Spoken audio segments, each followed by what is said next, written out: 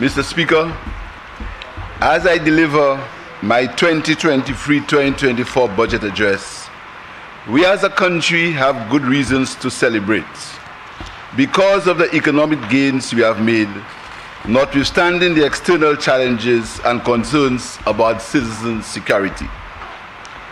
In my maiden address last year, I reminded this Honorable House and the people of St. Lucia of who we are and what we stand for. Mr. Speaker, we have remained true to the principles that have shaped who we are and what we stand for. We have served us well. Inclusiveness, accountability, equity, meritocracy, and the rule of law.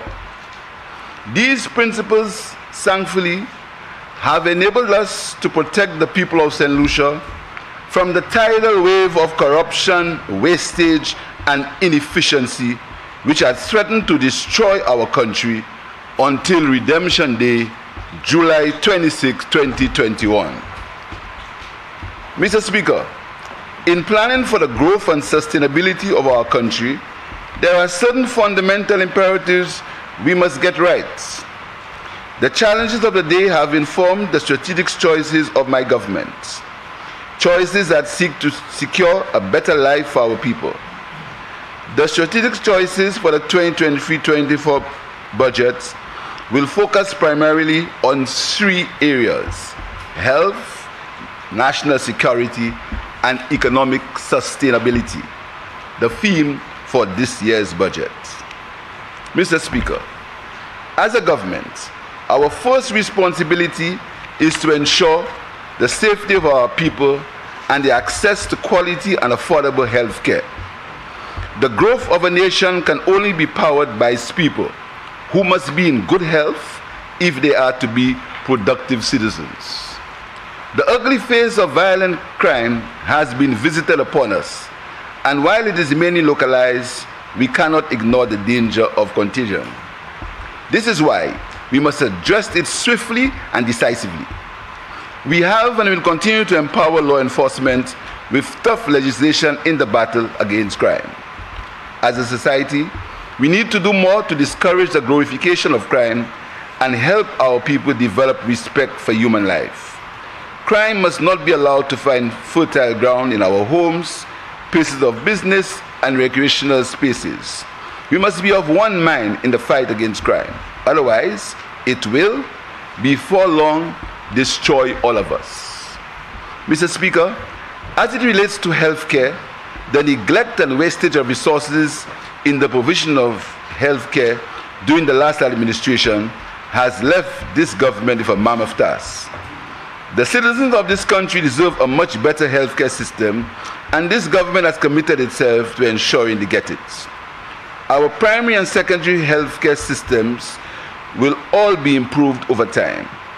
High on the government's agenda is the completion of St. Jude Hospital and improvements in the operations of the OKEU Hospital.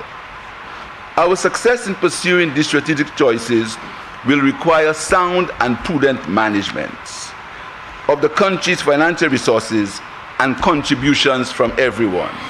Already, we have been experiencing improvements in the country's fiscal position, arising from initiatives we took last year.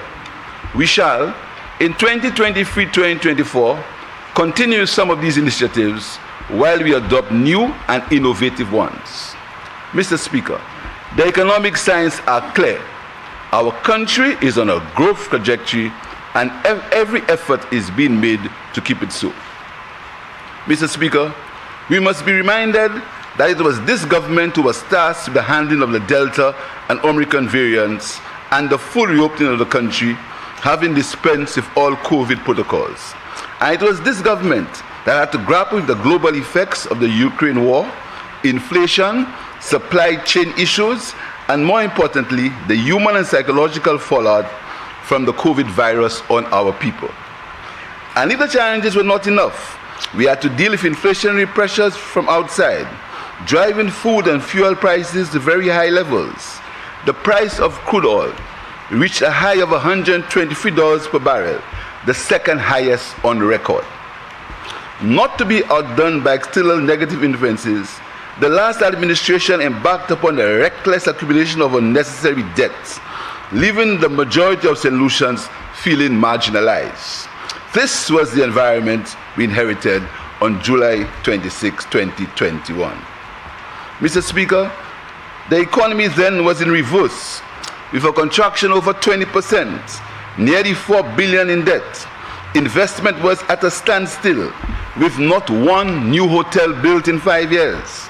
Mr. Speaker, the cancer of corruption was spreading and spreading fast into our institutions.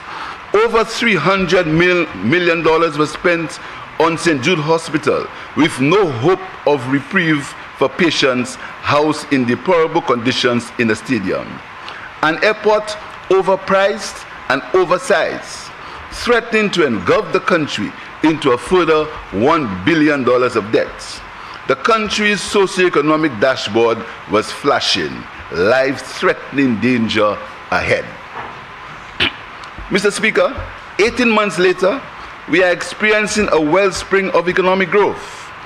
Unemployment is trending in the right direction, and there is a renewed feeling of hope in the country. We cannot now allow this renewal to be dampened by threats to our citizens' security. We must therefore fight to keep our country on track and continue with the transformation that has begun. We have the people to do it. This budget will seek to reinforce those pillars for the continued renewal and transformation of our country.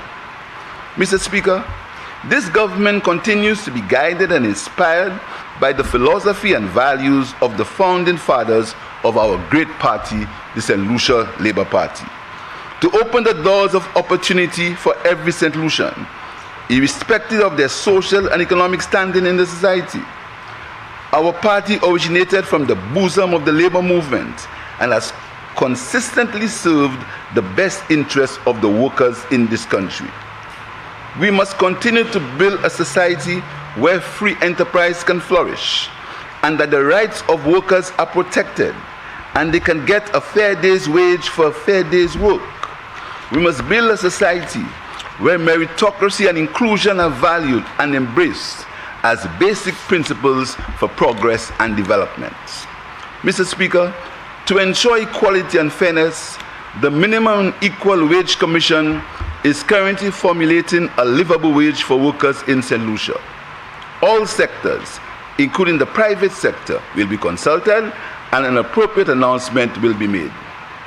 Mr. Speaker, we expect to commence negotiations with public officers in an amicable and realistic environment at the earliest possible time. Mr. Speaker, this government continues to build and gain the trust of the people by delivering on its promises. In my last budget, we promised and delivered. Paid facility fees for 24,000 primary and secondary school students. Procured 10,000 electronic devices for students under the One Laptop Per Child program. Made available for 1,200 M5 devices to households to assist students with distributed learning. Paid CXC Maths and English fees for all secondary students. Secured low-cost ICT services for income thresholds for income households at $20 per month for about 5,000 households. Provided bachelor's degree scholarships in keeping with the policy of one university graduate per household. Allocated $7 million to the home care program to secure care for the elderly. Provided an additional $10 million to the Ministry of Equity to provide social assistance to the needy. Subsidies on the price of fuel, flour, and rice. Paid $18.3 million in back pay to public servants during the fiscal year. Paid severance of $4.4 million to 47 former employees of Liat 1974 Limited. Paid long outstanding termination benefits to 196 former employees of Majestic Industries Limited. Paid government pensioners a one-off payment of $500 each last year. Effective 1st January 2023, all workers earning up to $25,000 annually pay no income tax. over 10,000 workers pay no tax on their income.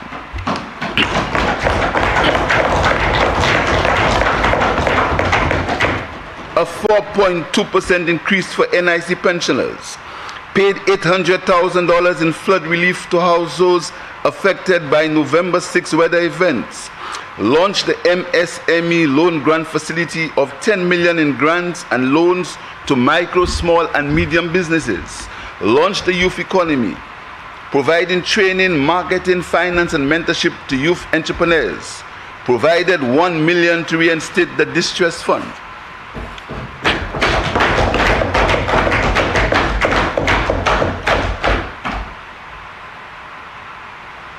Mr. Speaker, as an open economy, we are affected by what takes place in the international community.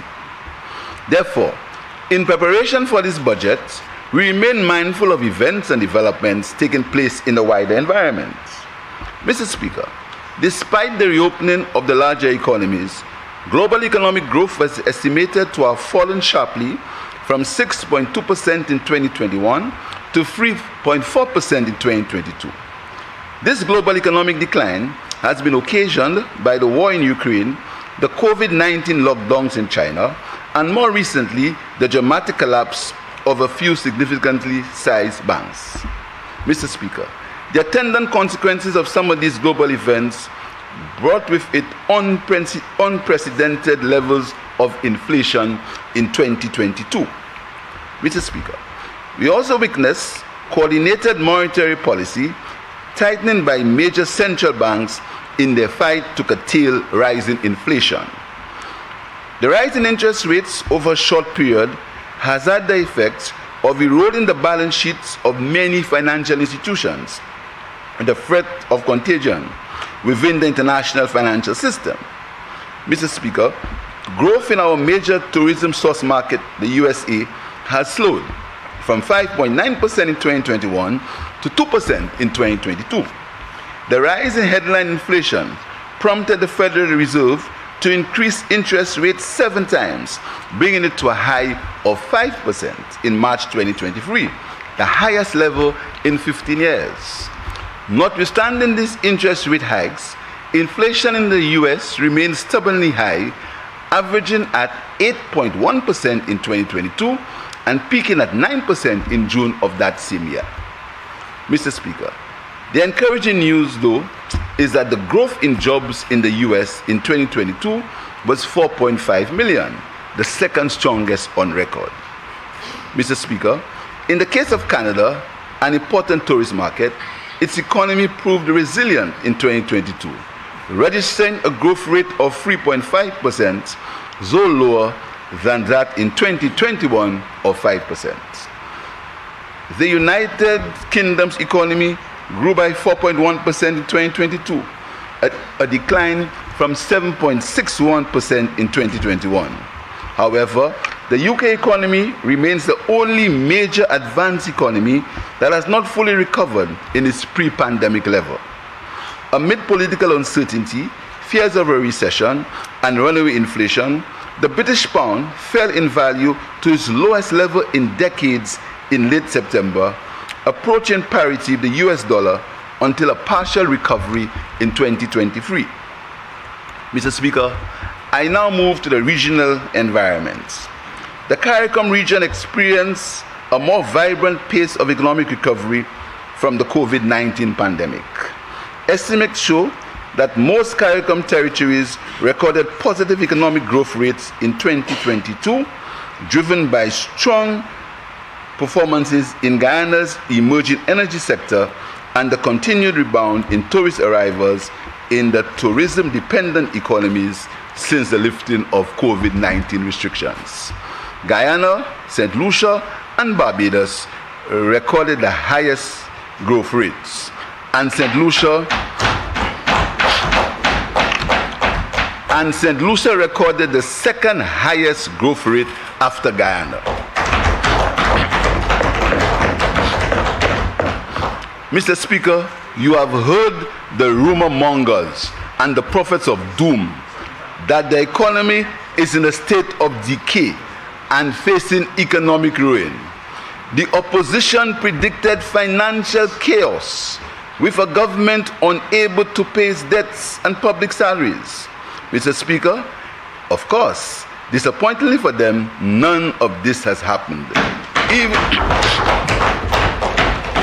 Even in a difficult external environment of global inflation, war in Ukraine, COVID, and rising international political tensions. Notwithstanding a challenging external environment, I am pleased to report that the economy of St. Lucia is projecting real GDP growth of 18.1% in 2022.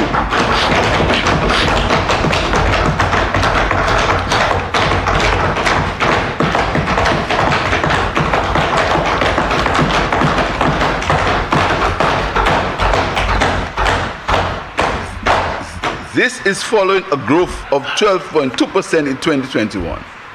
Mr. Speaker, this 2022 performance was reflective of strong performances in all sectors of the tourism industry and growth in manufacturing and the agricultural sector of 11.4 and 9.8 respectively.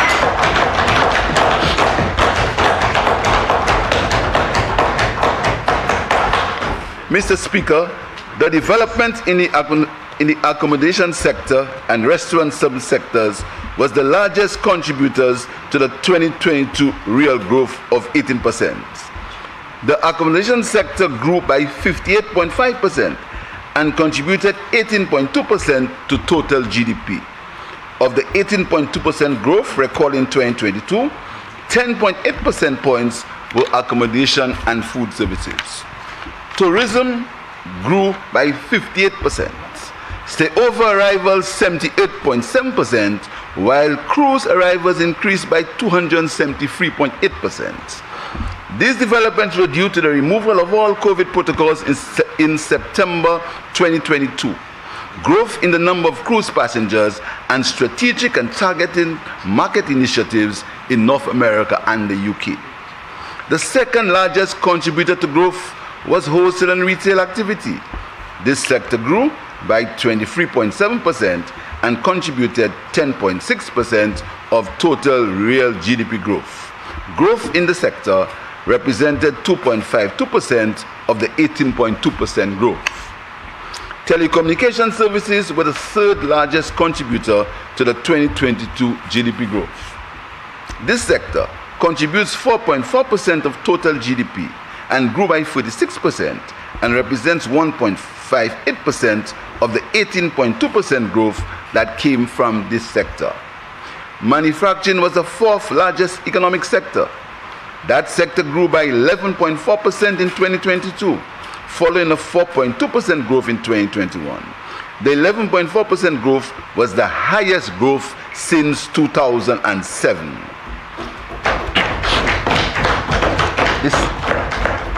The sector's contribution to GDP was 3.4%. Agriculture was the fifth largest sector.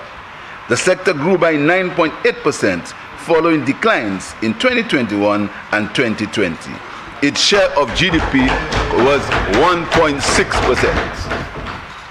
Mr. Speaker, growth in the economy in 2022 brought lower unemployment, with further reductions projected for 2023. The latest unemployment rate in December 2022 was 19%, with youth unemployment at 25.9%, both being the lowest since 2010.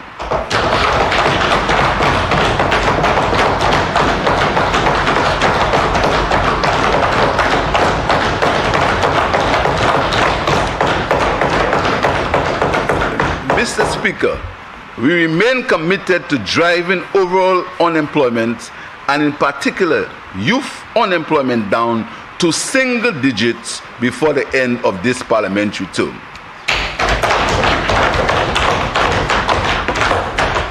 Mr. Speaker, the improvement in the performance of the economy has enhanced the government's fiscal position, which enabled continued provision of financial relief to individuals, particularly within the vulnerable and low-income groups.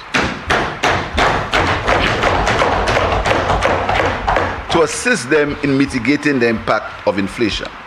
Mr. Speaker, our overall revenue performance also increased, driven by the expansion in domestic economic activity and elevated imported prices.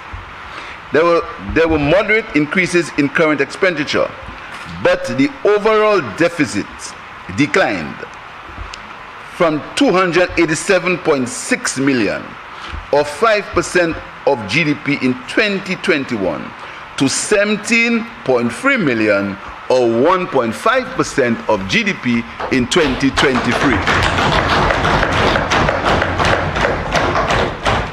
Mr. Speaker, following 3 consecutive years of deficits, the primary balance returned to a surplus of 82.4%, or 1.3% of GDP, while the current balance improved from a deficit of 139.1 million, or 27% of GDP, to a surplus of 12.6 million, or 0.2% of GDP. Mr. Speaker, there was a deceleration in the total stock of public debt, with the country's debt to GDP ratio down to 69.8% in 2022 from 85.9% in 2021. Mr. Speaker, the government, mindful that the upturn in economic activity may not have been felt by the vulnerable, increased the public assistance budget by 5 million to 25.9 million for the year 2023. This figure represents the highest allocation to those most in need.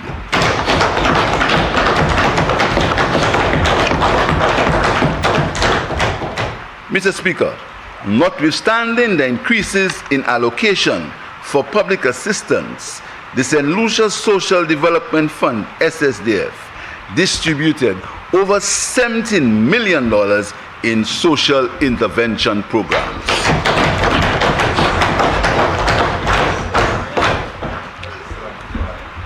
Downside risk.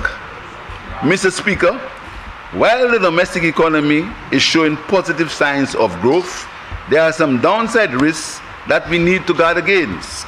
These include supply chain issues and increasing freight costs, prolonged and escalated war in Ukraine, monetary policy tightening by central banks and rising interest rates, natural disasters, and volatility in crude oil prices. Mr. Speaker, it is necessary to inform the public of the true picture about fuel prices and the impact on the St. Lucian people. Mr. Speaker, I did not remind members that St. Lucia is not an oil-producing country and therefore has no influence over the price of imported petroleum products. It is for this reason the government is committed to exploring the use of renewable energy to reduce St. Lucia's reliance on imported petroleum products. Mr. Speaker, the increase in global demand for oil, triggered by the increase in global economic activity, as countries emerged from COVID-19 pandemic, drove the price of petroleum products upwards.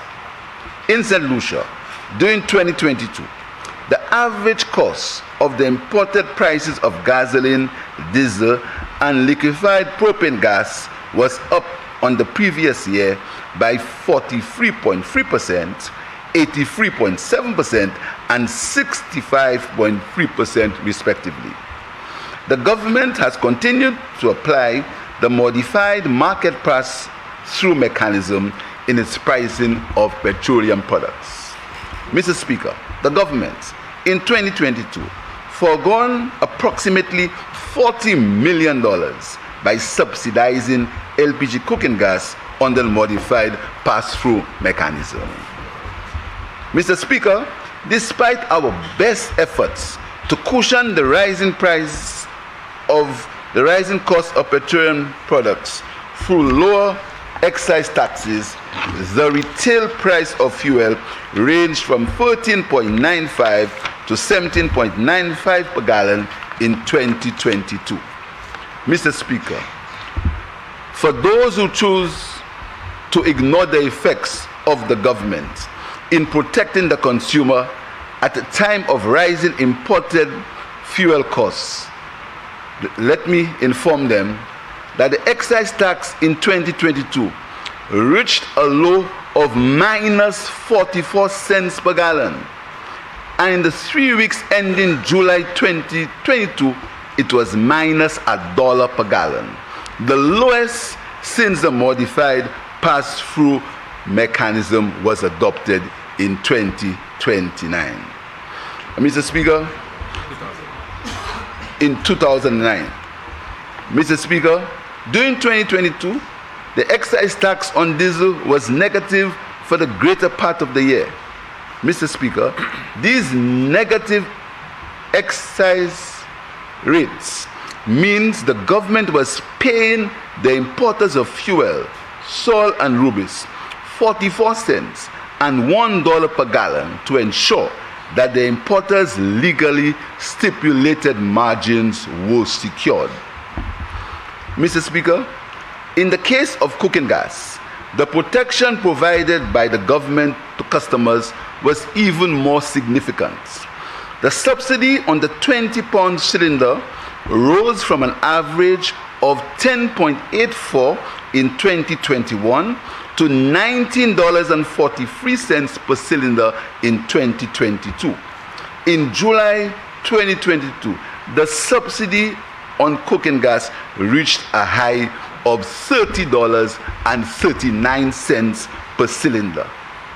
Mr. Speaker, this is the real picture of the government's assistance in shielding consumers from the high imported cost of fuel, which is contrary to the misinformation peddled by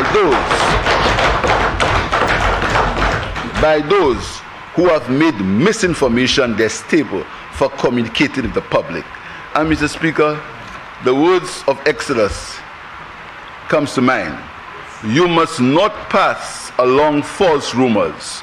You must not cooperate with evil people by lying on the witness stand. Mr. Speaker, we noted and addressed the downside economic risks and challenges that confronted us, and in so doing, managed to maintain the economic stability and protected the livelihoods of our people. Mr. Speaker, I now move briefly to some of the sectors and will allow ministers to provide details during their presentations. Mr. Speaker, my government remains committed to the philosophy that education is the path to escaping poverty and experiencing a fulfilling life. This is why we encourage and promote lifelong learning and the joy of learning at an early stage. The Ministry of Education has embarked upon a transformational approach to improving our education system so that it is inclusive, responsive, accessible, and relevant to the needs of the society.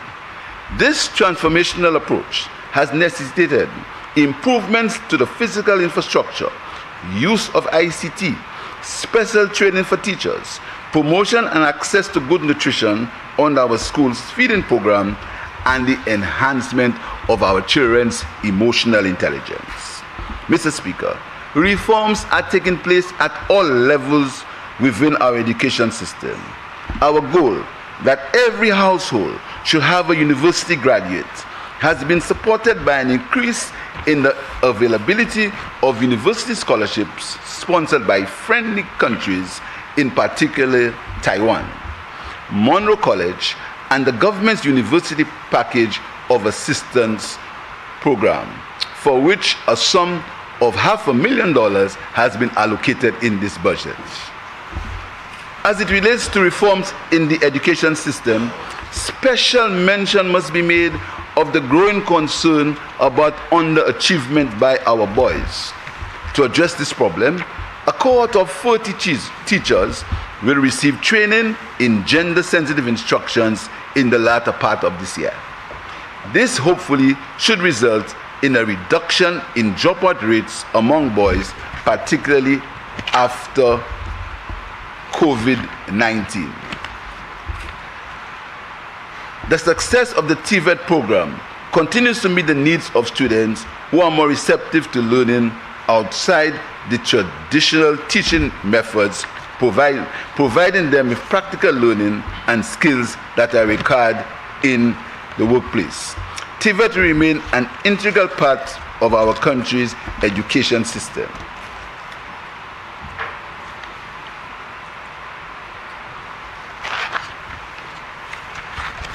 Mr. Speaker, putting people first. This government subscribes to the policy of poverty reduction, a goal embedded in the United Nations Sustainable Development Goals. Our philosophical position is grounded in the sentiments of the quote, "Good economics begins with a general concern for people." Hence the reason, Mr. Speaker, why the government, for the Ministry of Equity, continues to develop strategies that seek to improve the quality of life for the most vulnerable. Thousands of St. Lucians continue to benefit from public assistance, child disability grants, education, housing assistance, home care support, and crime and violence reduction initiatives. Mr. Speaker, government has made available $25 million for the public assistance program, the largest ever contribution to the vulnerable in our society.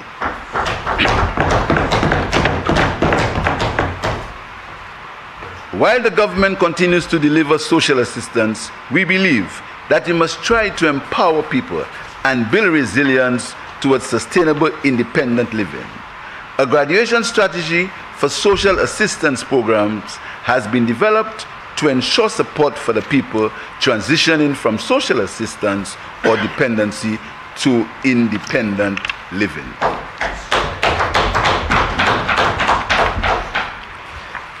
Mr. Speaker, in my maiden budget presentation last year, I explained this government's vision of an economic space for the youth of St. Lucia.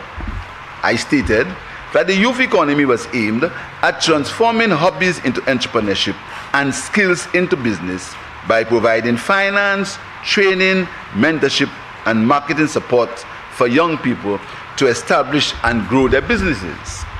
Mr. Speaker, the youth economy has now been established as the Youth Economy Agency, the YE, and has opened its doors for business on 3rd April 2023. The government has to date injected $4 million to the youth economy for the provision of soft loans and grants to young persons with interest in sports, music, entertainment, designing, the creative economy, cultural activities, the digital economy, arts, agriculture, the blue economy, and agro-processing. Mr. Speaker, the agency will operate on the principles of accountability, flexibility, and agility to avoid bureaucracy and asset-based collateral, which has often frustrated young persons in search of capital for business startups and expansion. The agency will attend to the special needs of rural and urban at-risk youth for their integration into the economy and to reduce the high incidence of youth unemployment. Mr. Speaker, this new business facilitation agency has generated widespread interest from development agencies and governments, both regionally and internationally. Since opening its doors in early April, the agency's website has received 7,000 visitors, over 800 followers on social media platforms, and over 150 walk-ins visitors to the YE office. Mr. Speaker, in that short period, 192 applications for grants and 75 applications for loans have been registered in the agency. From the 192 grant applications, 11 grants have been issued, amounting to $55,000.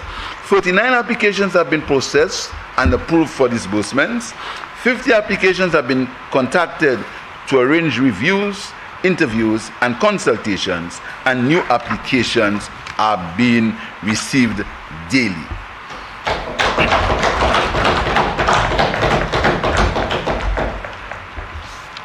From the 75 loan applications, 40 applications have been reviewed with an average loan request of $30,000. Mr. Speaker, the government is confident that the new agency will be true to its mandate and will facilitate numerous business opportunities and bring renewed hope to our young people as they pursue their dreams in the different areas of endeavor. Mr. Speaker, the tourism industry has been the main driver of our economic growth, and the management and performance of the industry account to a large extent for our economic viability. Mr. Speaker, our first objective must be to build a sustainable and resilient tourism industry. In this regard, we will, during this year, enact a new tourism development bill which seeks to harmonize the legislative framework for the tourism industry. The bill has now been finalized and harmonizes the legislative framework for the tourism industry by repealing existing tourism incentive legislation, the Tourism Incentive Act, the Tourism Stimulus and Investment Act. This bill is a product of extensive benchmarking, both regionally and internationally, and several rounds of consultation with key government agencies, the private sector, and other stakeholders in the industry, and aims at establishing a single but comprehensive legal framework. This strategic policy direction is expected to create an environment that will enable development, growth, and resiliency and sustainability in the tourism industry. Our second objective is to ensure that the benefits of tourism accrue to as many as possible. We must create a framework for the growth of the industry that allows for more St. Lucians to participate and own the industry. The new Tourism Development Bill will provide significant incentives and concessions across all sectors and will no longer be limited. It means now that the sectors most St. Lucians are likely to own will receive the necessary support to flourish. We have reoriented the community tourism concept from a village notion with franchises to one of the community involvement with partnerships with St. Lucia and communities.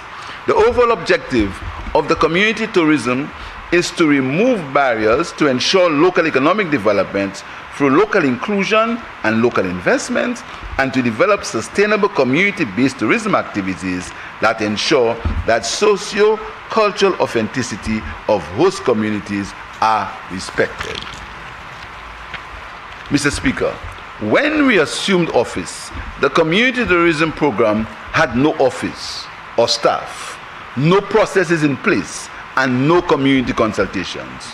We have decided, and I'm again pleased to announce, that we are seeking an amount of $3 million from the CARICOM Development Fund to support the communities which were not included in the initial pilot communities.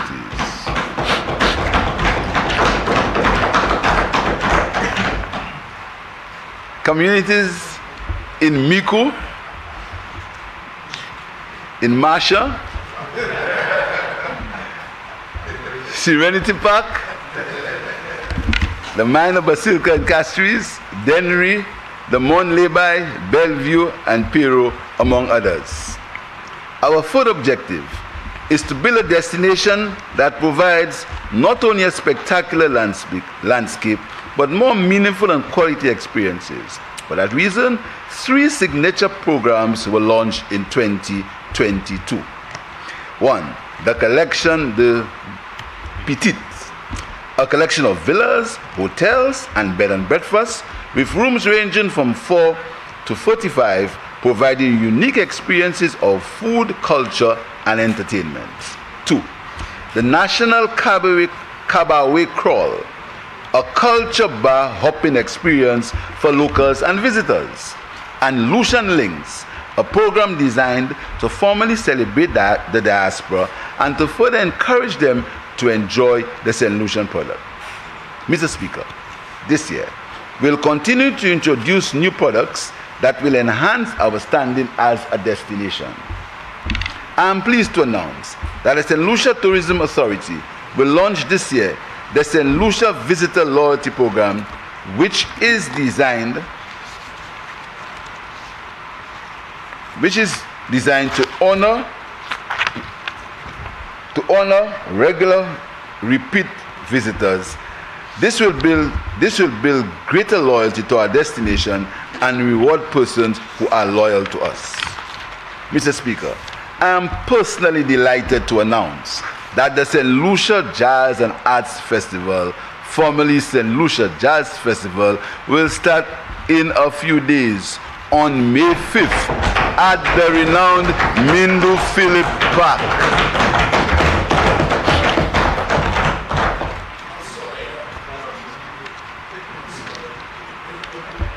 The festival has become one of the major events on St. Lucia's calendar of events and the most anticipated event on the Caribbean calendar, and it is now back.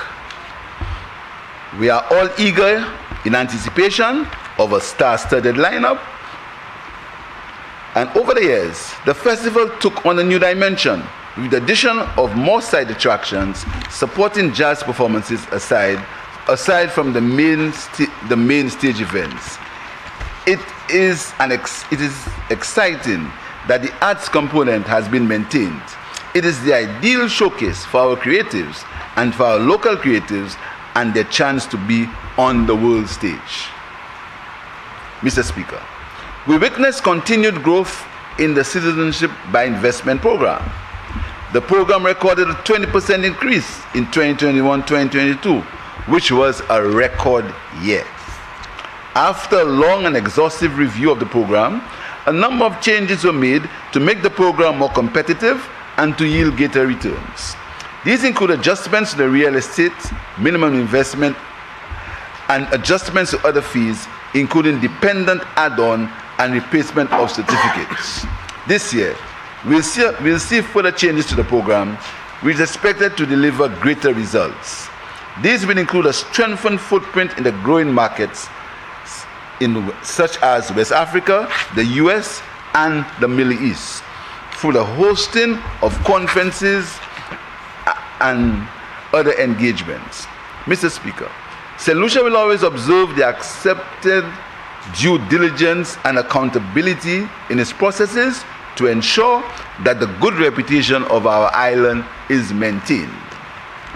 Mr. Speaker, culture and creativity plays a significant role in establishing our national identity, defining who we are and our purpose in this global civilization. We have prioritized the implementation of our cultural festivals and increased our allocations to various activities. Our cultural expressions have been energized, and there is greater public interest and participation in these activities. Of note, Mr. Speaker, is the increased allocation given to the St. Lucia Tourism Authority to allow it to better market and promote our cultural activities. St. Lucia Tourism Authority has also been provided the resources needed to assist in promoting our creatives internationally and to merge destination marketing with our creatives. This year, Mr. Speaker, we enact new legislation to facilitate the development of creative industries and to enable that sector to take its rightful place in national development. Mr. Speaker, the vexing issue of crime, particularly violent crime, is a major challenge that needs to be brought under control. Crime has become such a challenge that it triggered a 2-day 17th to 18th April regional symposium of the heads of government of the Caribbean community in Port of Spain, Trinidad. The declaration following the symposium rightly recognized violent crime as multifaceted in nature and its pervasive effects, requiring a robust regional response that includes a public health response, a societal response, including family, church, academia, cultural and sporting personalities, minority political parties, and the wider civil society.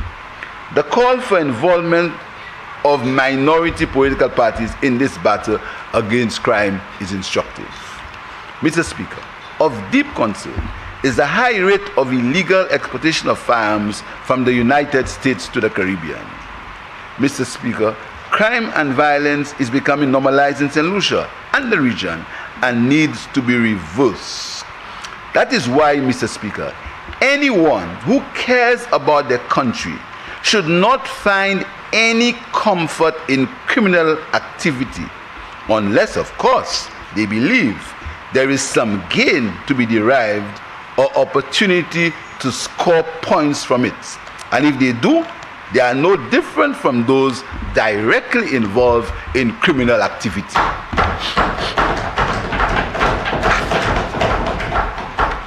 Mr. Speaker, in my show of commitment to this cause, I wish to inform you, members of this House, and the St. Lucian public, that I will lead this battle against crime without fear or favor,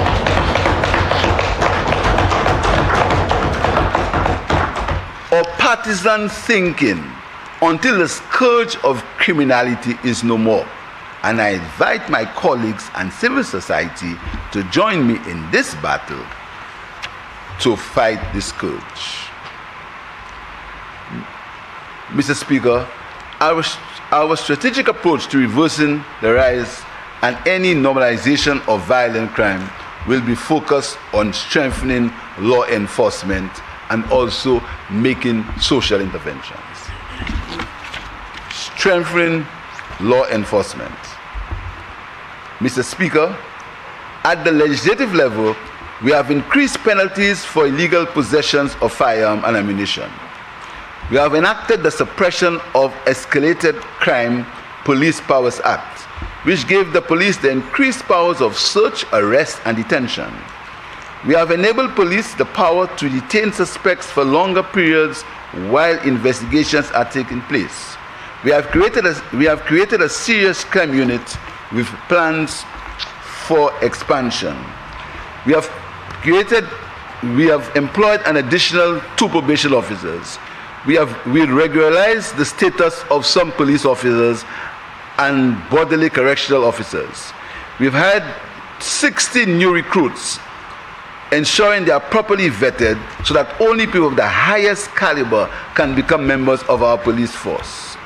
We have provided training opportunities for police officers in tactical operations, investigations, human rights and gender sensitivity, emotional intelligence, community policing, treatment of vulnerable persons, crime scene management, and anti-gang training. Improving the working conditions and welfare of members of the police force. We are working to improve police morale. We will review and upgrade the strategic plan for the police, training of court prosecutors, review promotion policy for police, correctional, customs, and inland revenue staff, employment of new bodily correctional recruits.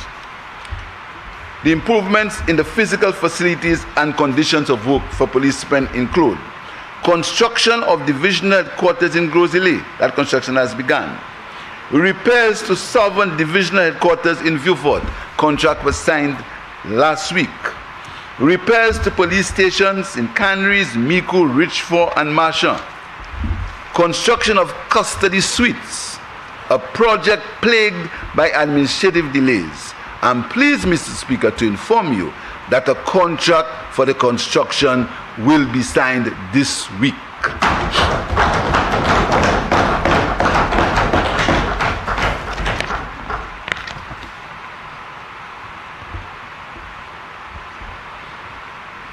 Mr. Speaker, we will be commissioning the new drug squad building shortly.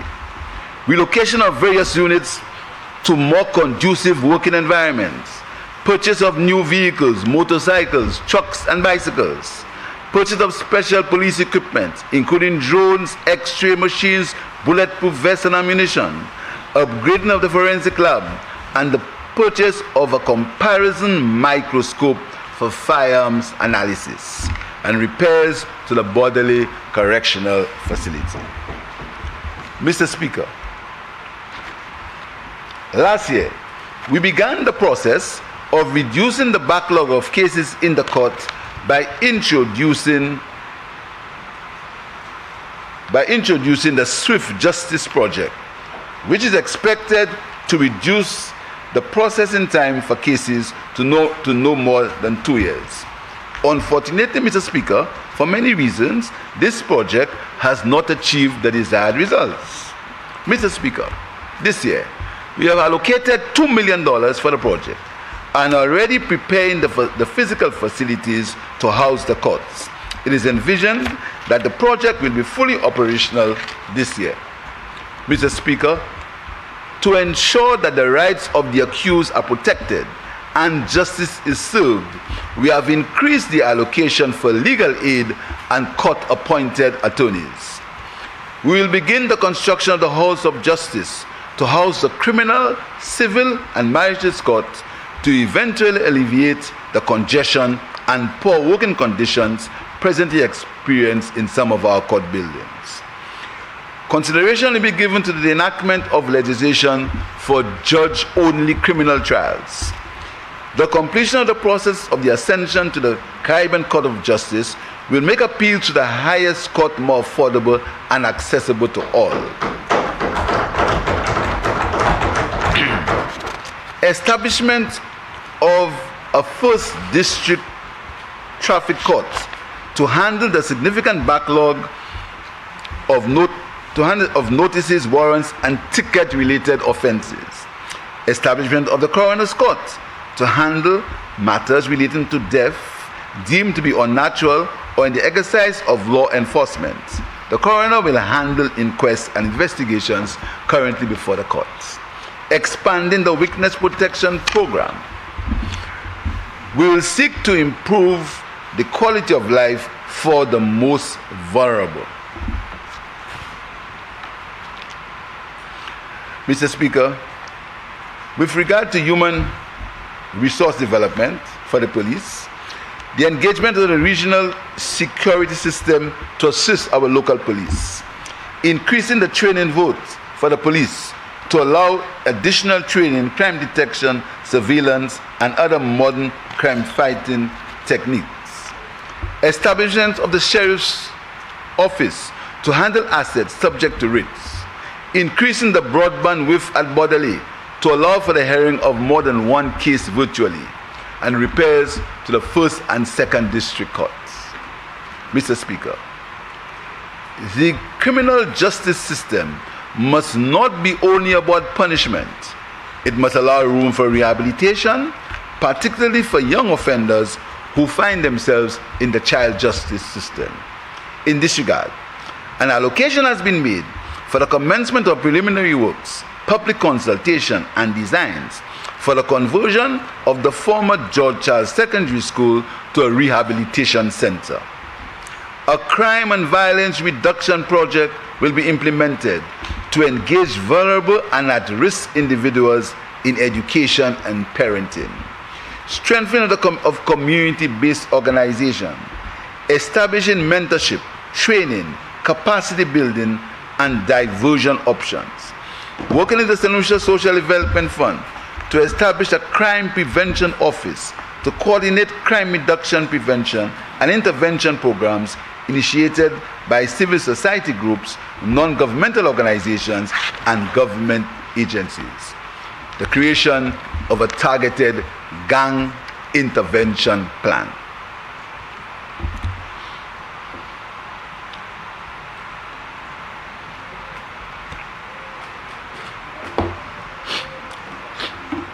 Mr. Speaker, the fight against crime must be a national effort, with government and civil society groups working together. In this regard, the government will be providing current and future non-state actors and non-governmental agencies involved in crime suppression activities with financial assistance.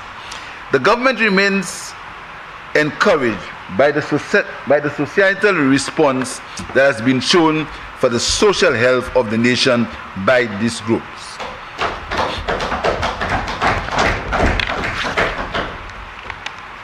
The crime challenge calls for a bold and different approach. In addition to the law enforcement approach, which is very often reactionary, my government will seek to confront some of the social issues that contribute to crime: unemployment, poor housing, inadequate recreational facilities, early school dropouts, absence of activities that engender a sense of community, and opportunities for conflict resolution. These factors, though not exhaustive, provide some insight into the issues that need to be addressed in trying to solve the crime problem. My government will undertake a series of heavy social interventions in areas particularly burdened with crime, and will be drawing on the resources and cooperation of community groups, civil society groups, councillors, social workers, and local businesses. My government will commit to putting the necessary financial resources to support this initiative. The unprecedented surge in crime and violence in Vieux-Fort has necessitated special intervention by the government in consultation with the parliamentary representative, neighboring parliamentary representatives, and concerned civil society groups. Elements of the special intervention will include: 1. Identification of available land for resettlement. 2. Dialogue with the owners of land in the town of Vieux-Fort to empower ownership and to assist home ownership. Psychosocial support for residents to deal with trauma. We'll urge social recovery and enhance the economic well-being. In this regard, the government will work closely with the NGO community. The establishment of information desks by specialized ministries to provide help and guidance to citizens to access government services. For example, the Ministry of Commerce will establish a presence to assist citizens to access to small business loans. Special economic, educational, and sports programs for at-risk groups. Construction of an administrative complex and a cultural center for the people of Vieux-Fort and the South within this term. This will fulfill a promise made to the people of Vieux-Fort during the 2021 election campaign.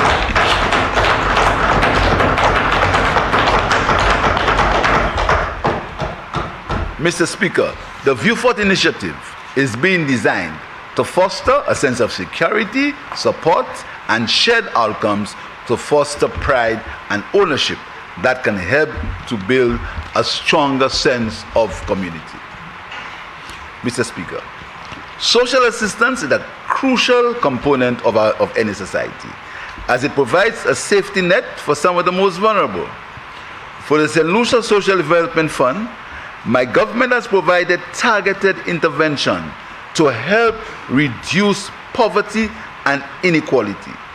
Several initiatives have positively impacted the lives of hundreds of individuals through projects such as, but not limited to, Our Boys Matter, Single Mothers Micro Enterprise Project, Social Stability Initiative, and the Basic Needs Trust Fund. Mr. Speaker, during the year, SSDF engaged in the following activities: Christmas stimulus, 3.2 million. Easter stimulus, 3.2 million. Educational assistance, 2 million. Hope, 1 million. Short-term employment, 6 million. Pre-hurricane cleanup, 1.5 million. A total of approximately 17 million.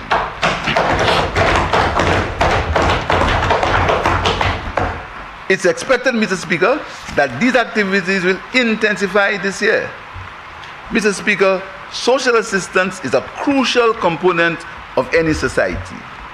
These programs play a critical role in building stronger, more resilient communities and ensuring that all members of society can live with dignity and respect.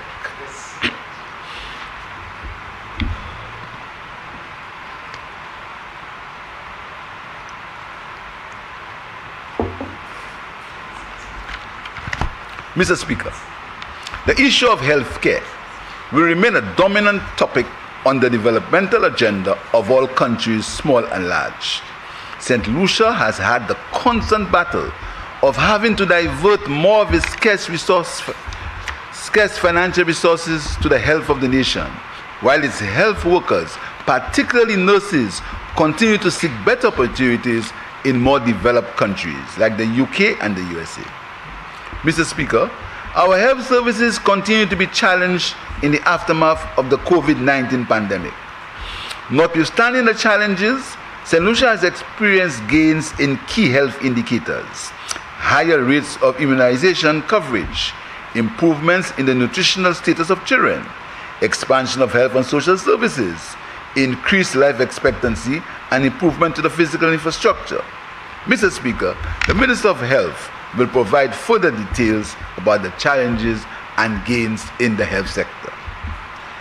Mr. Speaker, the Ministry of Health has laid out its focal areas for this year. 1. Establishment of a cancer registry. 2. Establishment of an elderly affairs unit. 3. Refurbishment of the Larry Shoes Health Center. 4. Refurbishment of the Sufre Health Center while advancing plans for the construction of the Sufre Hospital. 5. Repairs and expansion of the Comfort Bay Home. 6. Expansion of clinical services at the primary health centers. 7. Enactment of the Food Safety Bill. 8. Establishment of a program for the retention of health workers, particularly nurses. And 9. Launching of the Golden 80 Plus medical package. Mr. Speaker, the government has pledged to pursue a health policy where health care is affordable, accessible, and equitable. The Universal Health Care Program is expected to deliver this policy effectively and efficiently. In my budget address last year, I promised that we would commence the process for the implementation of UHC. I can inform this House that this process has commenced and the following has been achieved. 1. A public servant public education program has begun. It is expected that the necessary legislation and an extensive communication plan and enabling legislation will be the output of that process. 2. A maternal and child health care program will be the first stage of services provided. 3. The launch of the performance-based financing program. 4. The registration of the population into the health information system to issue of a health card to every citizen. There are significant aspects of the UHC which are already happening and are being implemented, and these include free medicines for diabetics and hypertension patients. Mr. Speaker, the Ministry of Health and the Millennium Heights Medical Complex, the MHMC, will develop the Castries Multipurpose Health Facility to include the Castries Urban Polyclinic and the secondary care wing of the Millennium Heights Medical Complex. The CUPC will be an urgent care support unit, relieving pressure on the non-emergency cases at the accident and emergency department of the OKEU. The secondary care wing will accommodate patients, freeing up bed space at the OKEU. The Millennium Heights Medical Complex will implement a capital program to include the installation of a backup generator, mold remediation, upgrading of some of the wards, improvement of the waste treatment plant, and improvements to the hot and cold water systems. A loan of $23 million has been guaranteed by the government of St. Lucia for the capital works and working capital, and also a loan and the payment to Cayman City of $11.5 million. The Millennium Heights Medical Complex embarked on several initiatives to enhance the delivery of patient care services during the year 2022 to 2023. They include an oxygen plant, improvements in the main entrance and reception areas of the hospital, and provision of a private entrance for admissions, billings, and appointments. In 2022-2023, the reconstruction of the east and west canopies of the St. Jude Hospital, the improvements to the laboratory areas and improvements to the reception area were completed. Major equipment, including ventilators, laboratory equipment, and an anesthetic machine were installed at the institution. The government has increased the subvention to St. Jude and finalized discussions with the National Insurance Corporation to increase its contributions to the facility.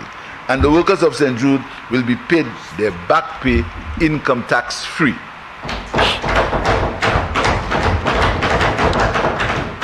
Mr. Speaker, my government has placed health high on its agenda, with a significant allocation being made to it.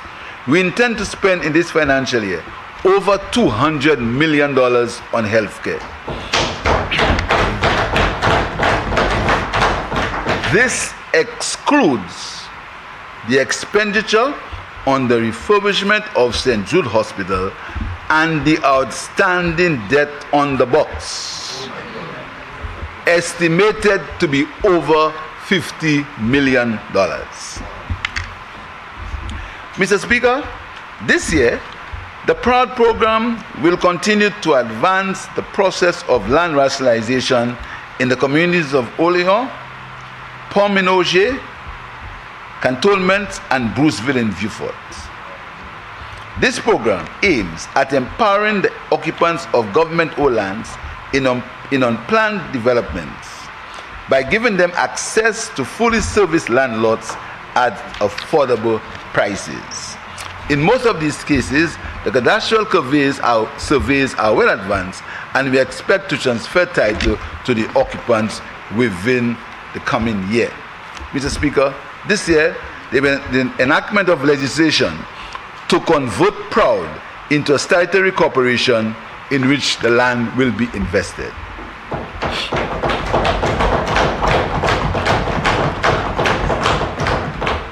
Mr. Speaker, St. Lucia's housing stock deficit has been worsening by the rising cost of building materials and available and affordable housing lots. My government in this budget will attempt to address the rising cost of building construction. Later in my presentation, I will say how. The National Insurance Corporation, through NIPRO, will be undertaking a major social housing program in the Maskey area during this financial year. Plans for the program are currently before the Development Control Authority. This should make available over 100 low-cost lots and houses. The National Housing Corporation has also been in discussion with a major developer to provide a similar quantum of low-cost housing.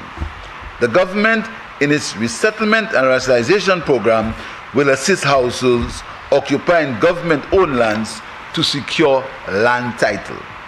During this parliament, government will pursue an aggressive campaign to reduce the country's housing deficits. The Department of Housing will continue the National Housing Assistance Program, which seeks to provide housing assistance to low-income and indigent groups who require satisfying their basic housing needs. 280 households have benefited from this program. This program is being financed by the government of Taiwan.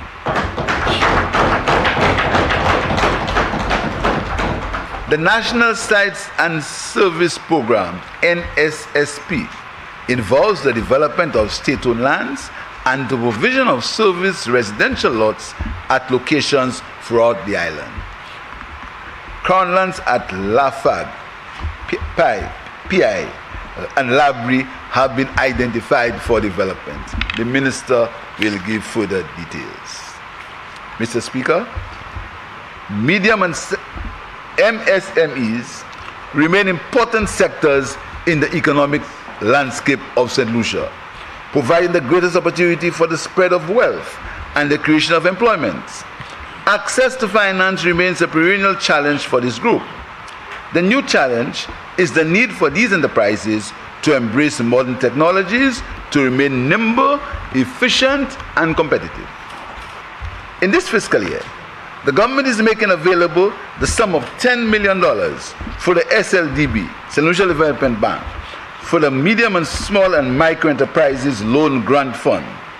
Disbursements have commenced, and disbursements commenced yesterday, and grants and loan payments will be made in a ratio of 70% grant and 30% loan.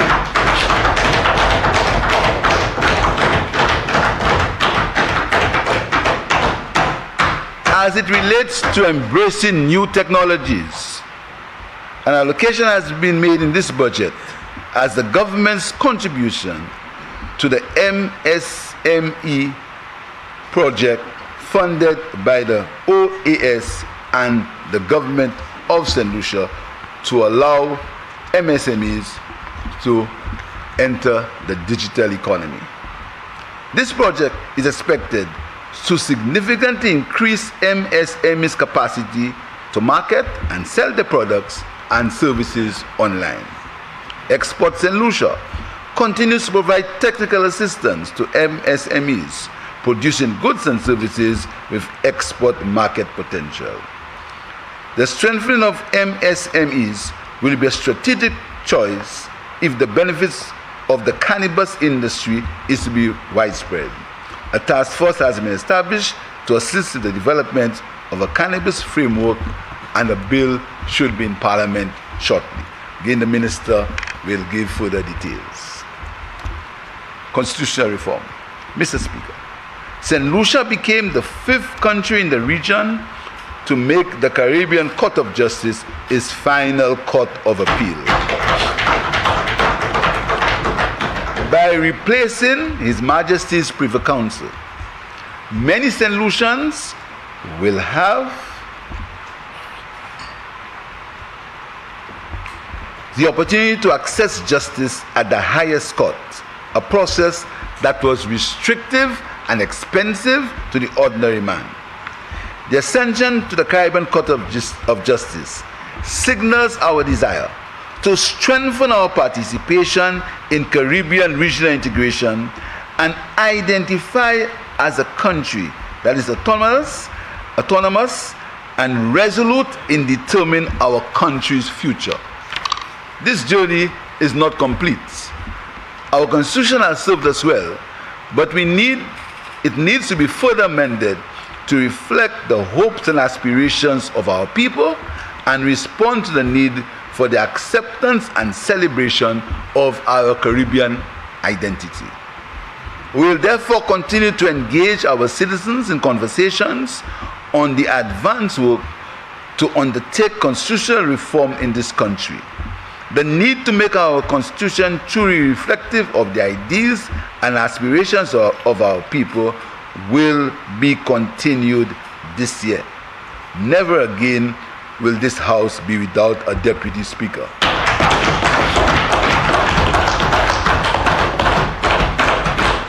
Letters have been sent to potential members to serve on a committee to review Parliament's consideration of the recommendations of the Constitutional Reform Commission reports. Mr. Speaker, last year we launched the Youth Economy Agency and the Skilled St. Lucia web browser, or SEM58 Skilled app. This year, the Youth Resilience, Inclusive and Empowerment focuses on security and violence reduction and prevention among youth in the community. Mr. Speaker, football is the most popular sport in St. Lucia, and given its popularity, a properly organized semi-professional football league will create meaningful economic activity and sustainable livelihoods. We intend to commence a semi-professional football league this year.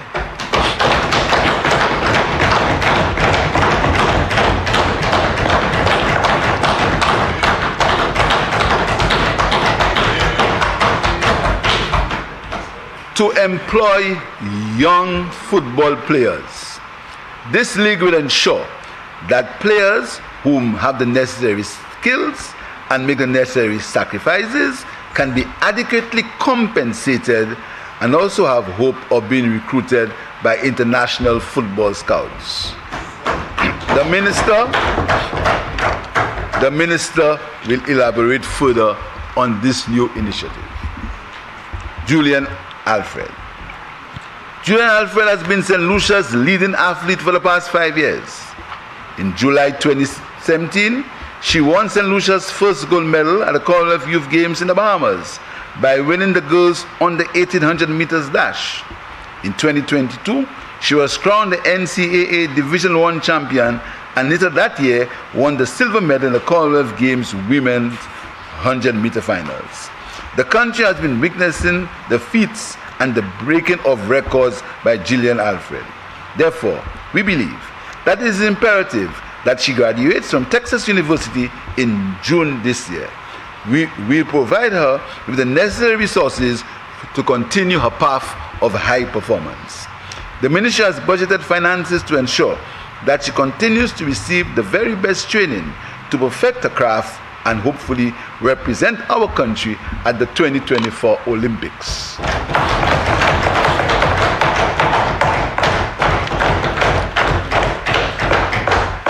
Mr. Speaker, in recognition of our outstanding achievements, the government has provided Ms. Alfred with a diplomatic passport to facilitate her travel.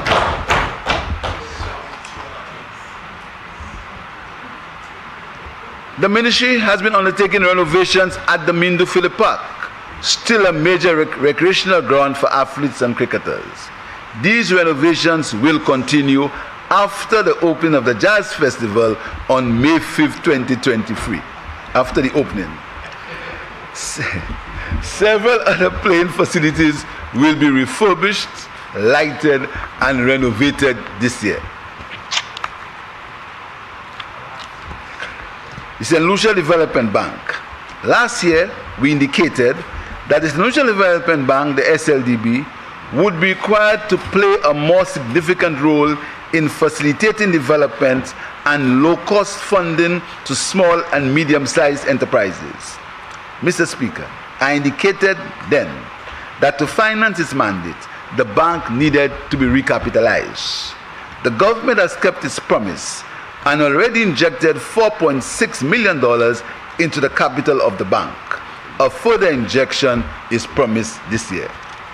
Mr. Speaker, I can announce that the St. Lucia Development Bank, supported by a government guarantee, has fully disbursed €5 million allocated to working capital and COVID-19 support for MSMEs. The St. Lucia Development Bank, working in the Ministry of Commerce and the Ministry of Finance, is a partner in the disbursement of the CDB-funded MSME of $10 million to that sector. Mr. Speaker, the SLDB will continue its modernization and expansion of its operations while diversifying its portfolio to serve the housing and developmental needs of the people. Mr. Speaker, as the world grapples with the issues of food security and climate change, the agricultural sector will continue to play a vital role in the economy, providing rural employment, food and nutrition security, and poverty reduction.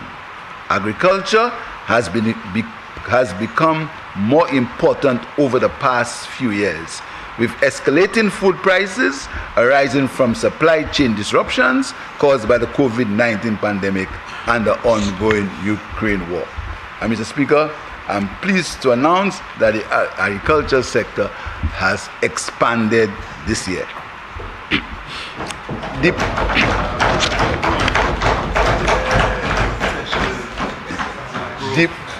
The pandemic has awakened most countries to the need to place greater importance on food security. In that regard, member states of the Caribbean community have agreed to develop a regional food plan to achieve a 25% reduction in the region's food import bill by 2025. This year, we will continue to aim at import reduction by placing focus on the expansion of livestock, fisheries, and the targeted 7-crop program. Mr. Speaker, the banana industry continues to provide income security to several farmers in St. Lucia. This government has provided much technical support to strengthen the industry and has facilitated a loan for the NFTO through the St. Lucia Development Bank. We will continue to support recovering the banana industry for the establishment of the banana management units mandated to enhance the overall performance of the banana industry by improving productivity and quality and securing market access. Mr. Speaker, cocoa has long been identified as an export crop with a value-added potential to generate much revenue in the agriculture sector. We will continue to provide the required support to expand cocoa production and to maximize the returns in the cocoa sector through increased focus on the processing of cocoa products in a suitably structured business model environments. Mr. Speaker, cassava and coconuts are two versatile crops with the potential for a variety of value-added products which can enhance our food and nutrition security, reduce St. Lucia's dependence on imported foods, and enable healthy lifestyles. During this year, we will provide the necessary support to farmers and agro-processors for the provision of planting material for expanding acreages on the coconut and cassava production and equipment for processors to increase the related value-added products. Honey production.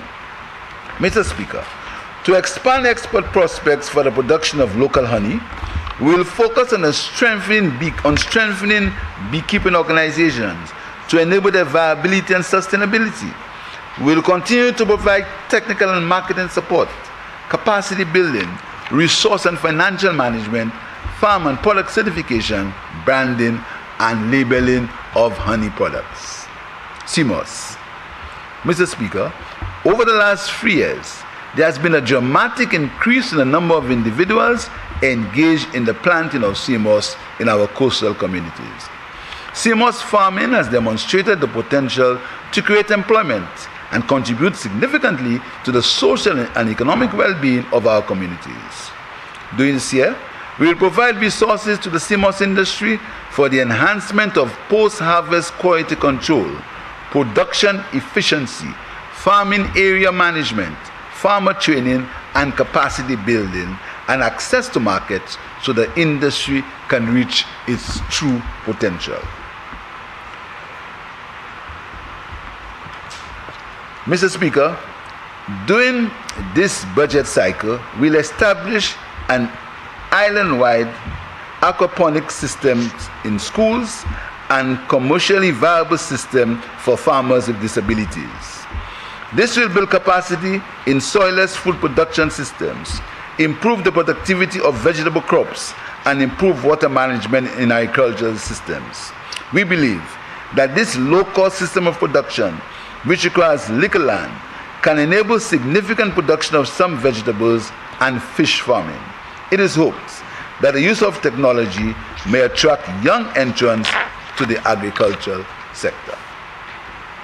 Mr. Speaker, the fishing industry continues to play a significant role in our strategy for food and nutrition security. In this year's budget, we'll undertake improvements, repairs, and maintenance to the castries, dennery, and viewport fishing facilities. These renovations will include fishing storage facilities and facilities to enable improved health and safety standards for the handling of fish and fish products. In this financial year, access to the Choiseul fishing port will be improved by reducing the current sedimentation which hinders the productivity of fisher folk in the community. Mr. Speaker, this project has already secured funding from the Japanese International Cooperation Agency, JICA. Mr. Speaker, a lot has been said since the signing of the MOU for the proposed port development be negotiated between the government of St. Lucia and Global Port Holdings. I can inform this Honorable House that no agreement has been signed by this government, contrary to the malicious comments and misinformation being made in some areas. And Mr. Speaker, I again go to the big book for quotation. Stop telling lies. Let us tell our neighbors the truth, for we are all part of the same body.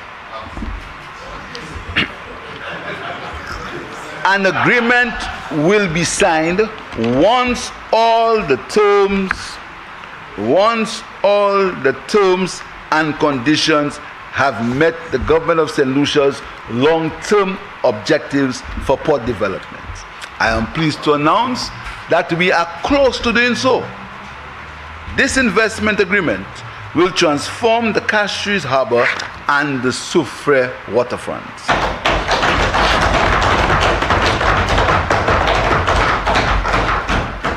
The improvements to Port Castries will include upgrades to Point Seraphine to allow for the largest cruise ships, a boardwalk from Sanssouci Bridge to the Vendors Arcade, a rebuilding and expansion of the Vendors Arcades, the creation of a parking hub to help alleviate the traffic problems around the city, and the establishment of a fisherman's village in Banan.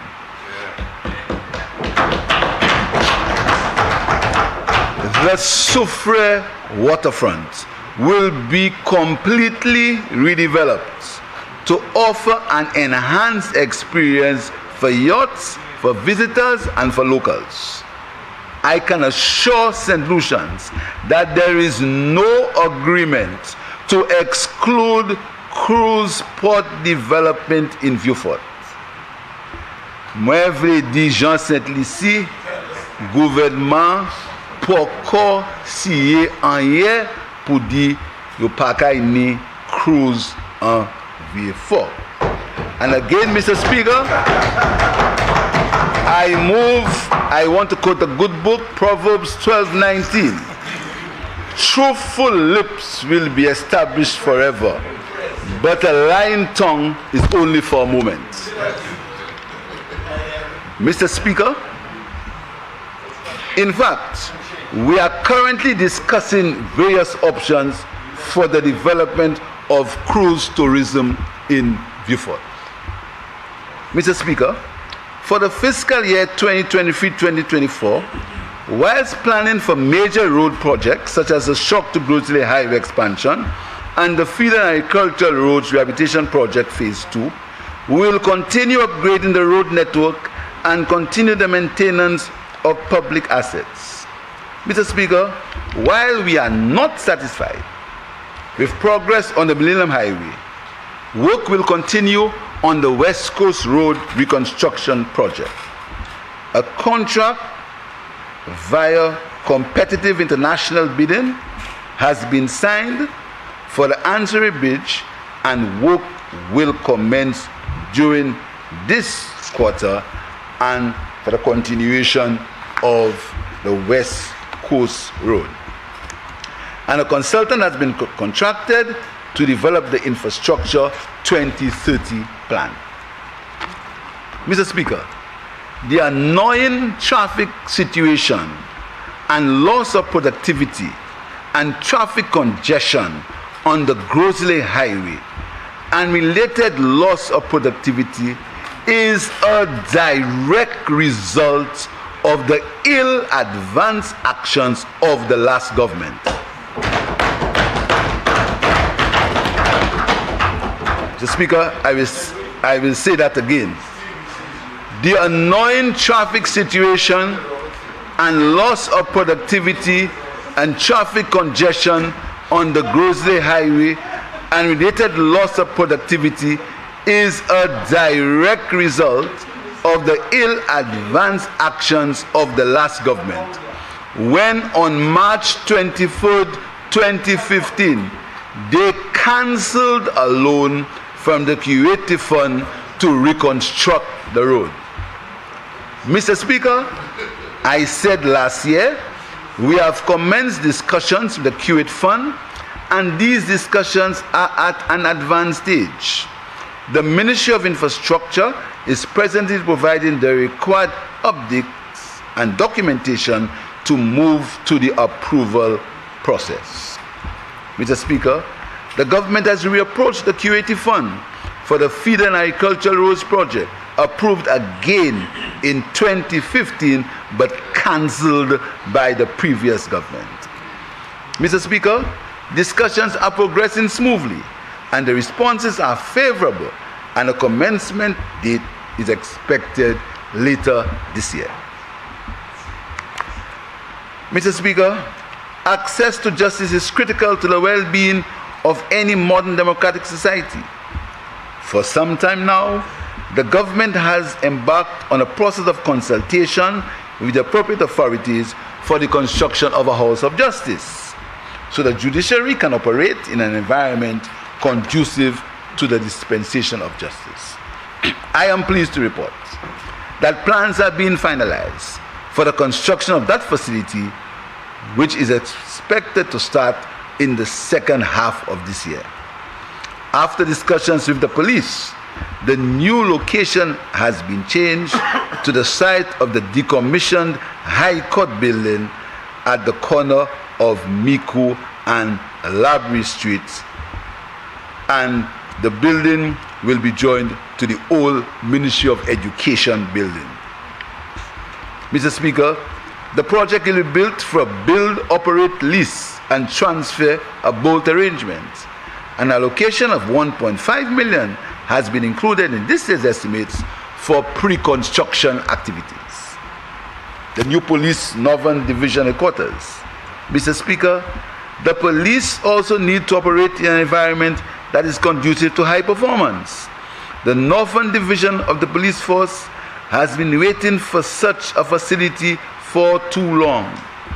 I am pleased to report that earlier this month, work commenced on the construction of the new Grozile Police Station and Northern Divisional Headquarters under a build, operate, lease, transfer, bolt arrangement with NIPRO for $35 million, inclusive of furniture, fixtures, and fittings. New Sufre Hospital. Mr. Speaker, as part of improving the health service infrastructure throughout the country, we will commence pre-construction activity for the Sufre Hospital. This level 4 health facility will allow for overnight observation and short stays for non-critical cases. Mr. Speaker, in addition to serving the residents of Sufre and its environs, this facility will supplement our tourism products, given the essential role of Sufre in the tourism sector. We have allocated $2 million in this budget for pre-construction activity for this project. The facility is expected to be constructed through a design finance construct arrangement with the proposed location on Sir Arthur Lewis Street in Sufre Town. New Police Central Headquarters.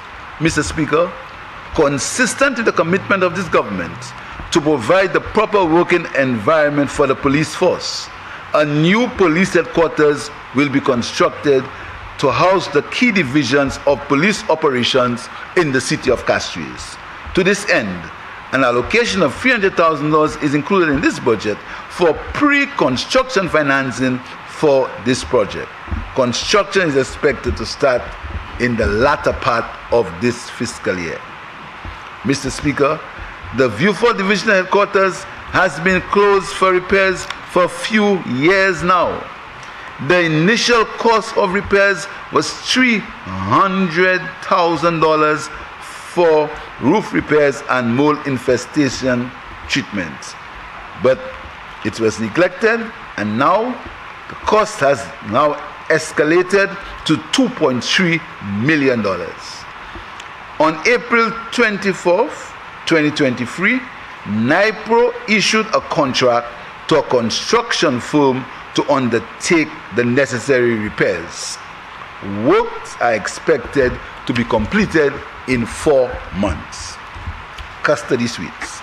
Mr. Speaker, a design finance contract, DFC, for 4.2 million has been awarded for the conversion of the old part of the old police headquarters building for this holding facility. St. Jude Hospital reconstruction. Mr. Speaker, in my budget statement last year, I gave an account of what transpired in the process of reconstructing St. Jude Hospital on the site at Auger Vieux-Fort. Unfortunately, for unjustified political reasons, after being delayed for 3 years, the UWP administration wasted $110 million on a box, which left the people with no hospital after over $200 million had been spent since 2010. And I can assure you, Mr. Speaker, you'll be hearing more about that later. Mr. Speaker, I am pleased to report that from 1st November 2022, work commenced on the original buildings to deliver the St. Jude Hospital to the people of the South in the shortest possible time. The project is being managed by the Project Management Unit, PMU, within the Department of Economic Development in conjunction with the Department of Infrastructure. Additionally, the Cabinet of Ministers has appointed a National Hospital Reconstruction Steering Committee, to guide and oversee the construction of the St. Jude Hospital transfer facility. The initial contracted works for the cleaning, sanitization, and fencing of the hospital are close to completion. Refurbishment works have started on the structures following the granting of approval from the Development Control Authority for some of these structures. Mr. Speaker, a design supervision engineering firm has been contracted to assist the PMU team in the process of design review and scoping, and to arrive at final costings and contractual arrangements for early completion of the hospital. Mr. Speaker, $32.75 million has been allocated in this year's budget to meet outstanding payments for work done on the existing structure, the box. $32.75 million has been allocated for work for debts on the box. Mr. Speaker, I am pleased to report that since coming into office, this government's policy of transparency and fairness in dealing with investors has been well received by existing and potential investors in our country. Mr. Speaker, we have had to re-engage several investors to re-establish their interest and confidence in St. Lucia for a demonstration of commitment and responsible government. We have witnessed one of the highest levels of investment in recent times, and this year promises to be another significant year for foreign and local investments. I wish to highlight some of our major achievements and planned investments for the ensuing year. Mr. Speaker, we welcome the expansion of ITEL CX, formerly ITEL BPO, to St. Lucia into a newly renovated factory shell. The construction and upgrade of this facility, of this third facility, was completed in February 2022. Invest St. Lucia Limited has been working on a fourth building for this tenant, which will allow for further expansion and employment this year. We also witnessed the continued expansion of BPO-KPO sector as KM2 expanded the operations in Masad, and a 188 Guansa is currently expanding into 12,000 square feet of new space in the north of the island. A St. Lucian-owned Ascension International, a new entry in the BPO-KPO space, is in the final stages of renovations of the facility in Soufrière, it's expected that hundreds of jobs will be created from these new investments. Tourism investments. Mr. Speaker, the construction of the Grand Hyatt in Sabisha in Choiseul will continue this fiscal year. The development boasts a 345-room hotel. Dream Resort Spa and Zorji Wellness and Spa Resorts. Under this initiative, 2 luxury all-inclusive hotels are currently under construction and will be branded Dreams Resort Spa and Zorji Wellness and Spa Resorts, with 250 and 80 rooms respectively. Courtyard Marriott at Point Seraphin. The construction of a 9-story business hotel at Point Seraphin will continue during this upcoming year. The facility of 140 rooms is expected to be opened next year. Casaba Beach Resort, Lucian by Bespoke Hotel. A 90-unit hotel is expected to be completed during next year. Sandals Halcyon. Work is near completion on the expansion of Sandal Halcyon Hotel, which is expected to come into service this year. And Mr. Speaker, I want to pay tribute to the Sandals chain and the late chairman, Mr. Butch Stewart. It was 30 years this week that Sandals were operating in St. Lucia. I want to thank Sandals for the continued confidence they have shown in St. Lucia and the fact that expansion is taking place as we speak, and work will start on the Sandals Hotel in the immediate future.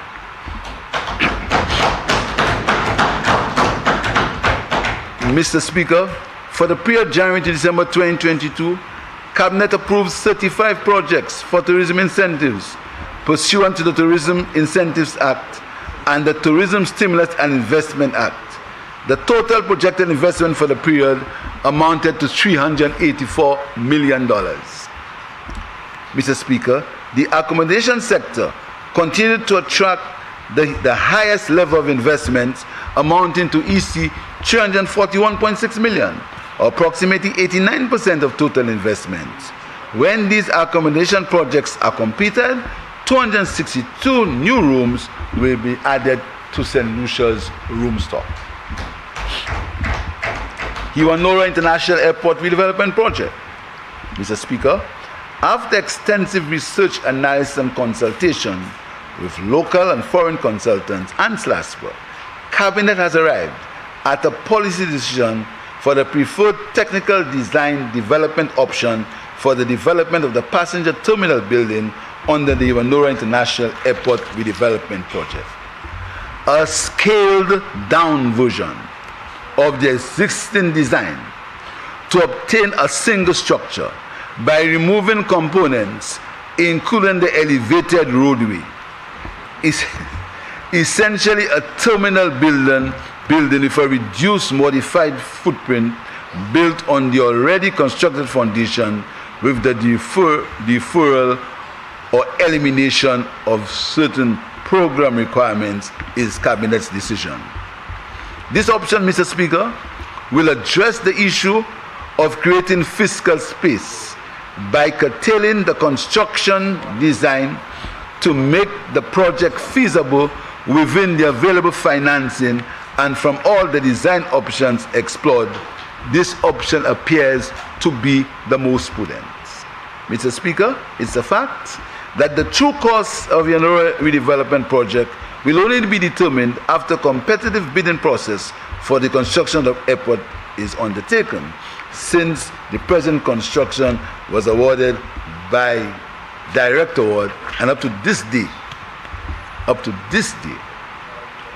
there is no bill of quantities for the award that was given to build the airports. Mr. Speaker, the chosen option, because of the size reduction, lends itself to cost reductions. The foundations are substantially completed by the contractor, and work has commenced for the construction of the air traffic control tower, which is in progress. And Mr. Speaker, you'll be hearing more about the Iwanora Airport Redevelopment Project at a later date.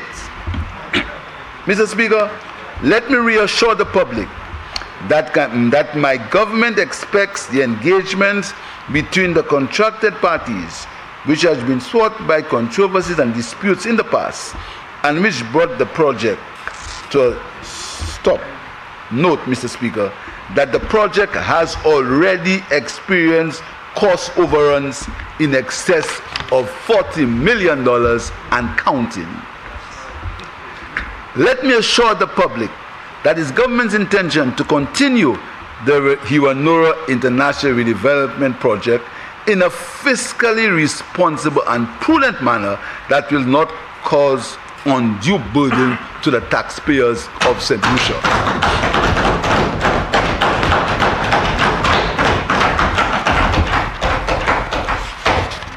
Mr. Speaker, I now move to the issue of blue bonds. Blue bonds. Debt sustainability and financing has become a significant issue.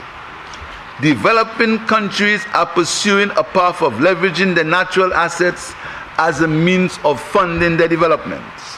Mr. Speaker, as you are aware, we are embarking on the issuance of a blue bond where the proceeds will be used to support projects which are aimed at achieving United Nations Sustainable Development Goal number 6, clean water and sanitation, and Sustainable Goal number 14, life below water. St. Lucia intends to take this opportunity to make its mark on the international capital markets and to signal our environmental, social, and governance ambitions to the world.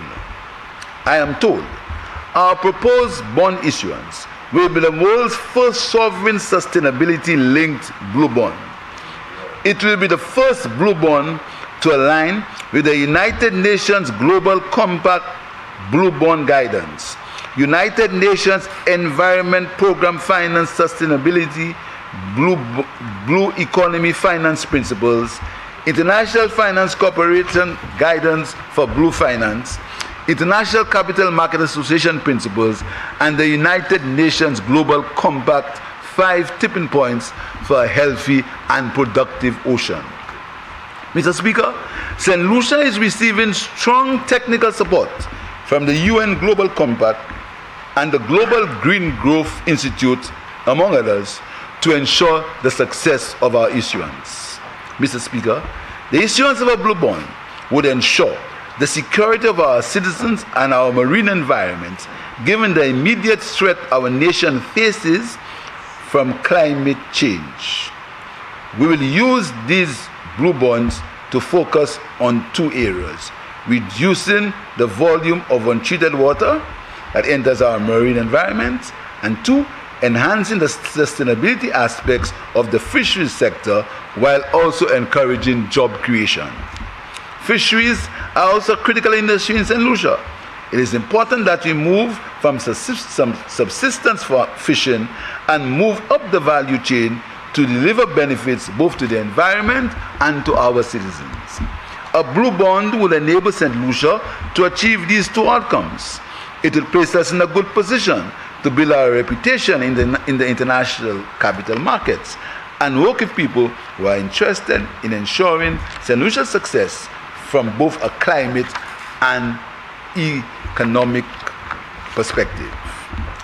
A blue bond is critical to help us achieve the strong policy initiatives we have outlined in our nationally determined contribution, in our national adaptation plan, and our national ocean policy. Following the blue bond issuance, it's expected that St. Lucia will then be able to attract much needed capital from the private sector. These investors will not just look at St. Lucia from a returns perspective, but they will look at us for impact-oriented outcomes to protect our environment. The Ministry of Finance is already working closely with the Ministry of Agriculture, the Ministry of Education, and the Water and Sewerage Authority, WASCO, to ensure that we are all aligned to deliver a blue bond for St. Lucia. Mr. Speaker, we are confident that our blue bond issuance will serve as a template for our neighbors and fellow small island big ocean states, and as an exemplar standard in climate mitigation and adaptation.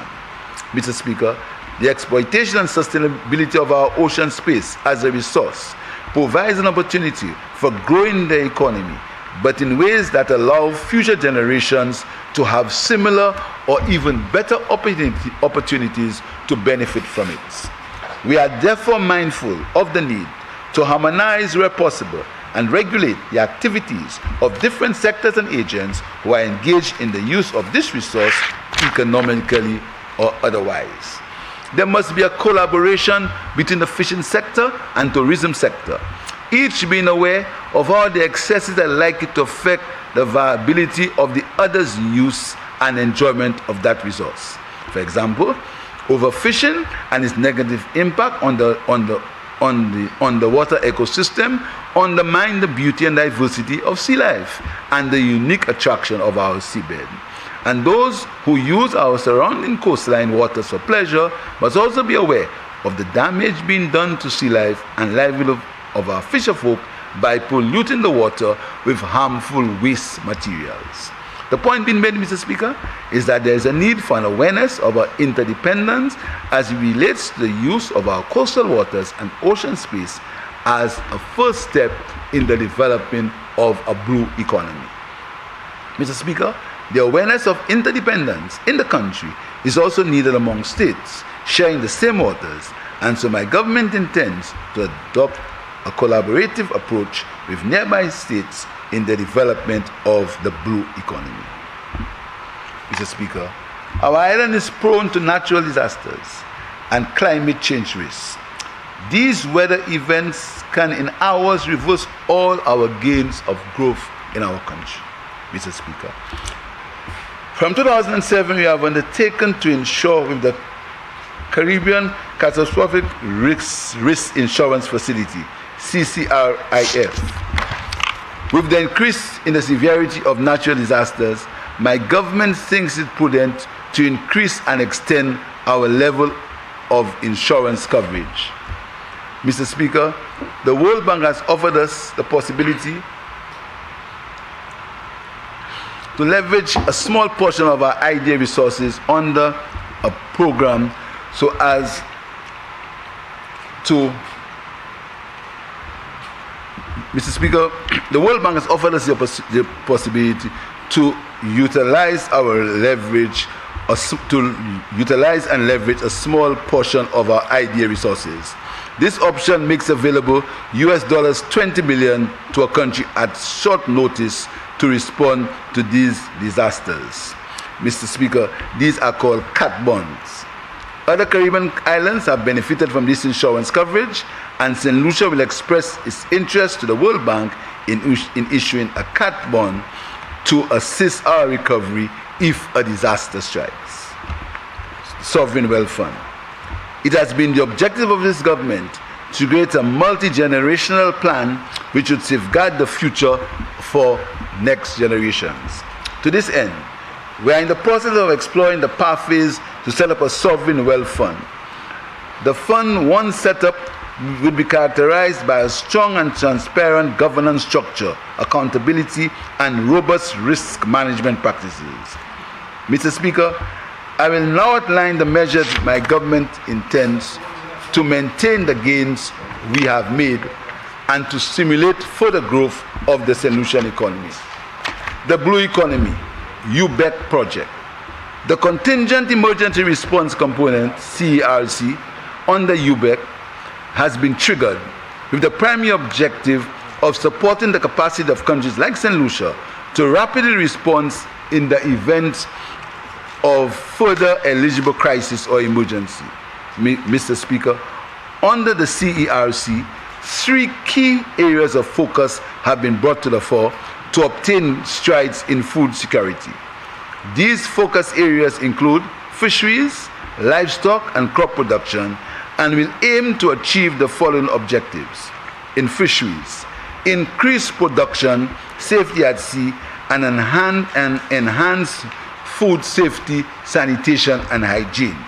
Livestock, enhance livestock production, crop production, improve agricultural infrastructure, irrigation, drainage, communal agricultural reservoirs protected by agricultural technology, land preparation services, increased availability of planting materials and farm supplies to enhance productivity and training and capacity building for farmers. Mr. Speaker, these activities in total will cost approximately $10 million over the life of the project. Under the UBEC project, government is hopeful that this investment will positively impact many participants in these three sectors. Mr. Speaker, I will now outline the measures my government intends to undertake to maintain the gains we have made and to stimulate further growth of the St. Lucian economy. Starting from July 1st, 2023, we shall impose a health and security levy of 2.5% on goods and services, except on food items, medicines, selected building materials, medical equipment, and security equipment. The levy will be implemented to have a minimal inflationary impact and avoid any additional administrative burden and costs to businesses. Mr. Speaker, let me be very clear. This levy will not be imposed on any food items. Let me be clear. This levy will not be imposed on any food items. Nous pas qu'à mettre pièce levy à sous-manger. This levy will not be imposed on any food items. This means, Mr. Speaker, that the cost of food should not change because of the levy, unless prices increase from overseas. I am urging the private sector to work with the government to ensure that this measure is not used as a basis for increasing the price of food.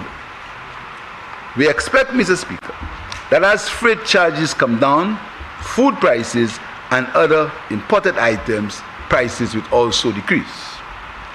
Mr. Speaker, to stimulate activity in the housing and constructing sector, I propose to remove VAT of 12.5% on the following building materials for a period of 2 years: plywood, lumber, steel, cement, and galvanized.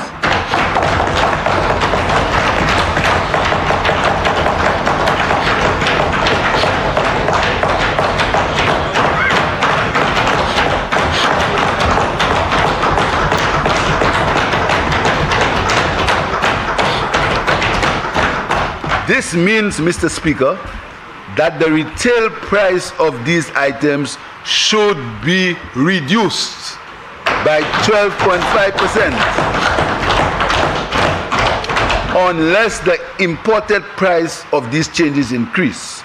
To ensure compliance, government will engage in a price monitoring exercise.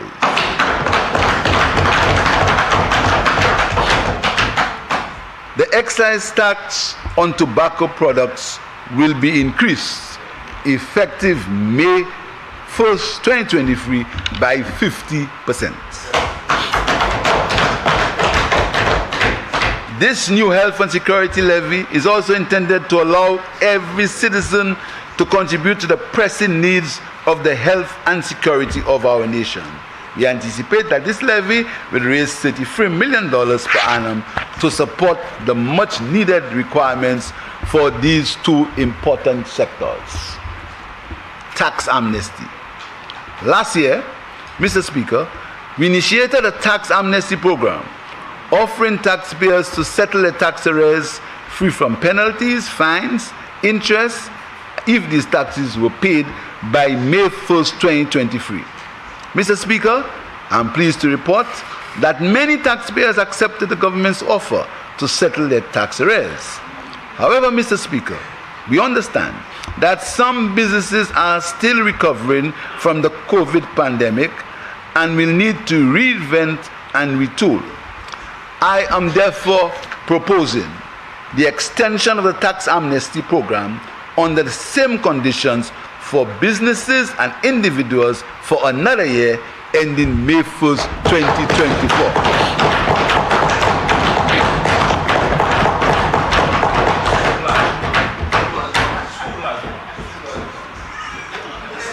Tax refunds.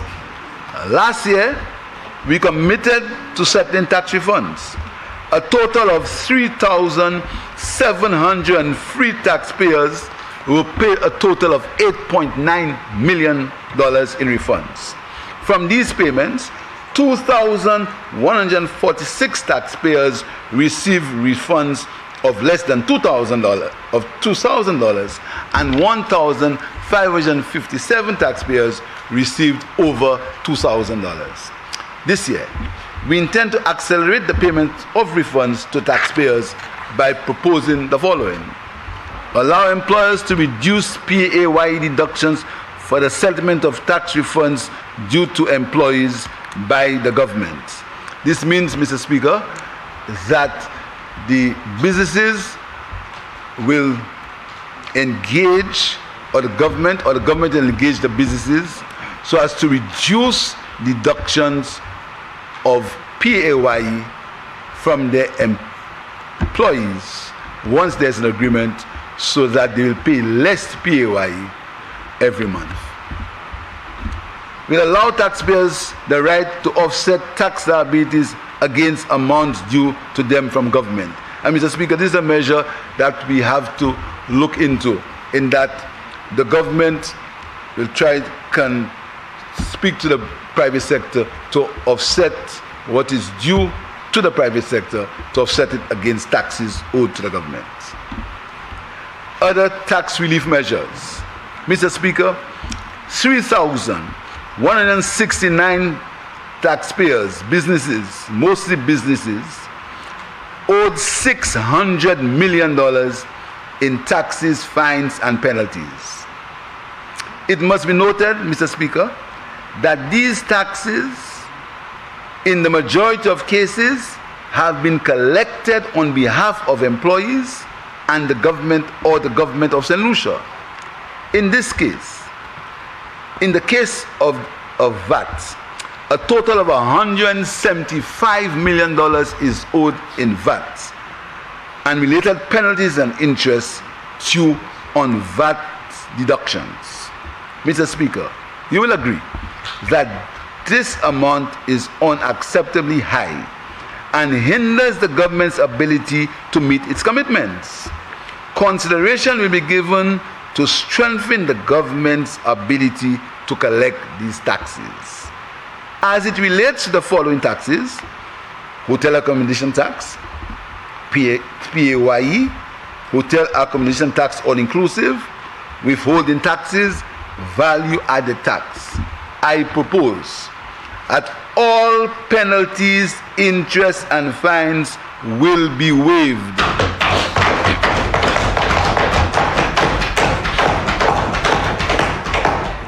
If taxes are paid by the 1st of May 2024. Mr. Speaker, we hope that these businesses that are in arrears will use this opportunity to settle all taxes to the government by May 1st, 2024, considering the fact that the businesses are keeping these taxes for the government. They have been deducted from the other sources. Withholding taxes, contracts below 10,000. Mr. Speaker, effective July 1st, 2023, there will be no withholding tax on payments on contracts of $10,000 and below.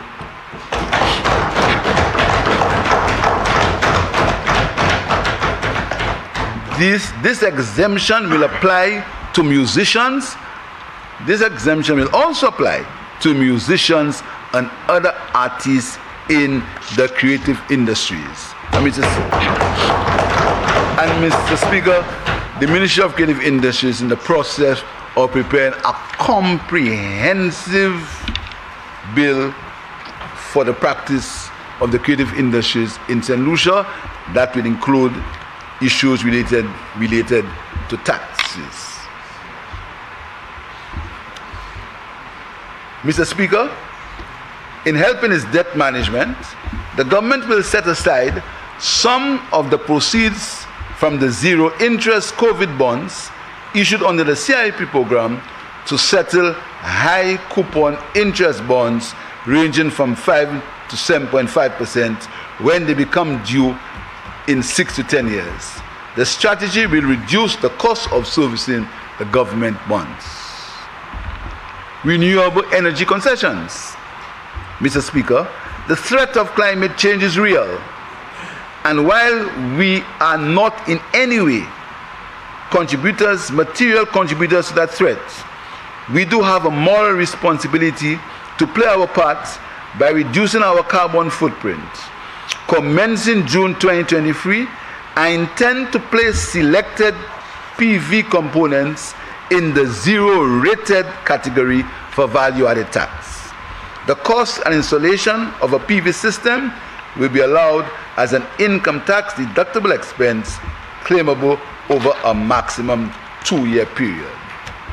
Other relief. Mr. Speaker, our economic policies go beyond revenue generation and are also intended to assist those who justly and deservedly require assistance.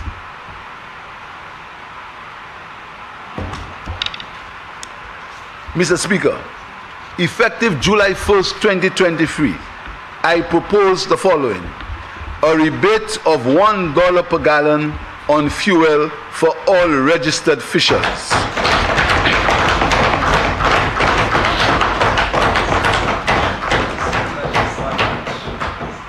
The modality will be finalized after discussions among representatives of the Ministries of Finance and Agriculture and the fishing cooperatives. 2, a one-off payment of $600 for government pensioners payable in November 2023.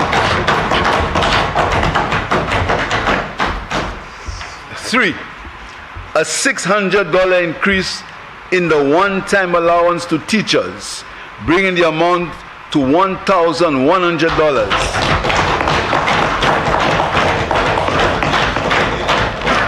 To be paid in August 2023 to assist in the purchasing of teaching materials.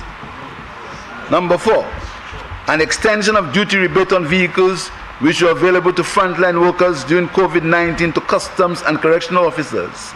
I propose, Mr. Speaker, a 1-year window for the local purchase or import of these vehicles, which will end in July 2024. Mr. Speaker, I now move to budget financing. Mr. Speaker, the recurrent expenditure of $1.264 billion. Capital expenditure, $302 million. Principal repayment, $112 million. Total expenditure, $1.856 billion. Less recurrent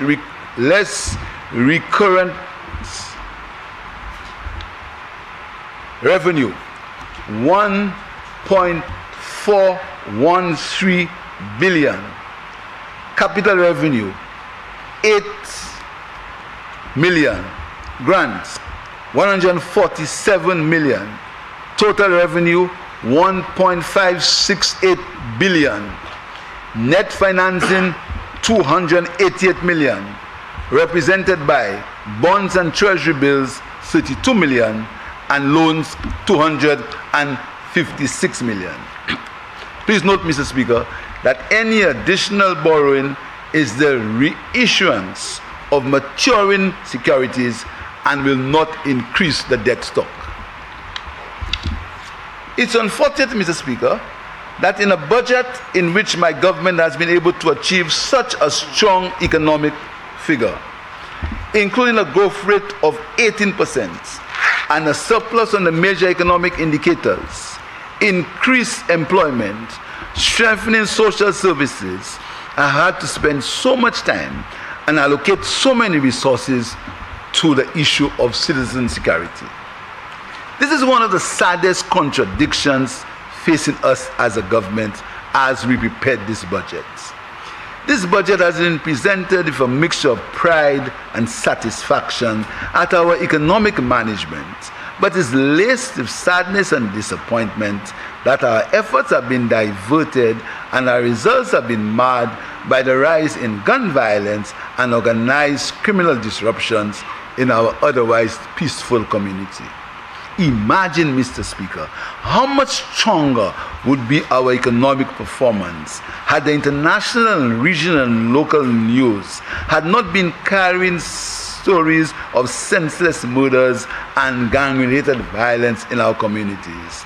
Imagine, Mr. Speaker, how much more we could allocate to our university scholarship program and the youth economy if so much of our financial resources were not drawn towards strengthening our police services, our courts, and our prison service.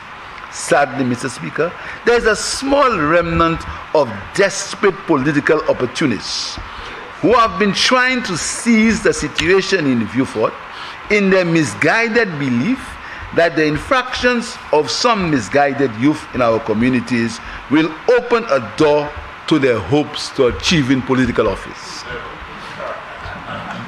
They are dancing on the notion that the marked return to economic growth, which we announced in this budget, will be drowned by the tongue-in-cheek celebrations of every news of crime in this country. In the early days after the election, they were banking on the fact that my leadership would fail. Then they went silent when they sensed the resolve of the people to stand with their government and the tremendous level of goodwill of the population for the government of the St. Lucia Labour Party.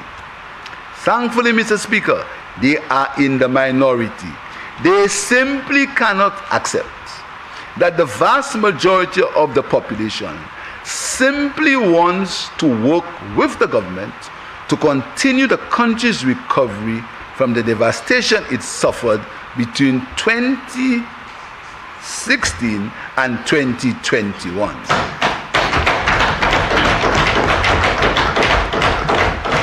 Mr. Speaker, this government has shown that despite the voices of the naysayers, we are a government that has kept its promises.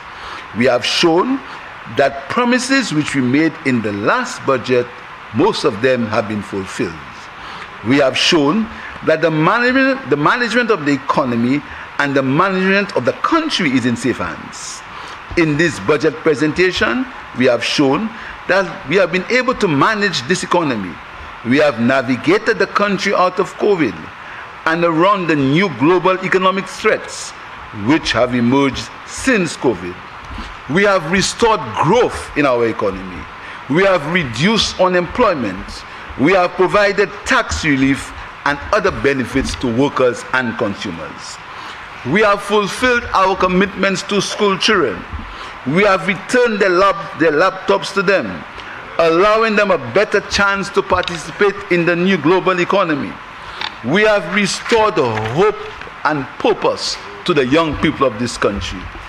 We are thankful, Mr. Speaker, and confident that the vast majority of right-thinking solutions will not allow themselves to be distracted by the agendas and noise of a self-interested minority. We are thankful for their goodwill and support. I invite all solutions to continue to work with us and join us in our broad national transformational government. I want to thank the staff of the Ministry of Finance and all the other ministries, the Ministry of Economic Development, that have worked with us in the preparation of this budget. I want to thank my cabinet colleagues for their support and the commitment and work they have shown to the development of St. Lucia. I want to thank the staff of the Parliament, the Speaker, the Deputy Speaker, and the members of the security forces for their work with us during this session. Mr. Speaker, we invite all solutions to work with us as we pursue the policy objectives and programs outlined in this budget. I commend it to the people of St. Lucia, and I commend it to the Honorable House. I thank you.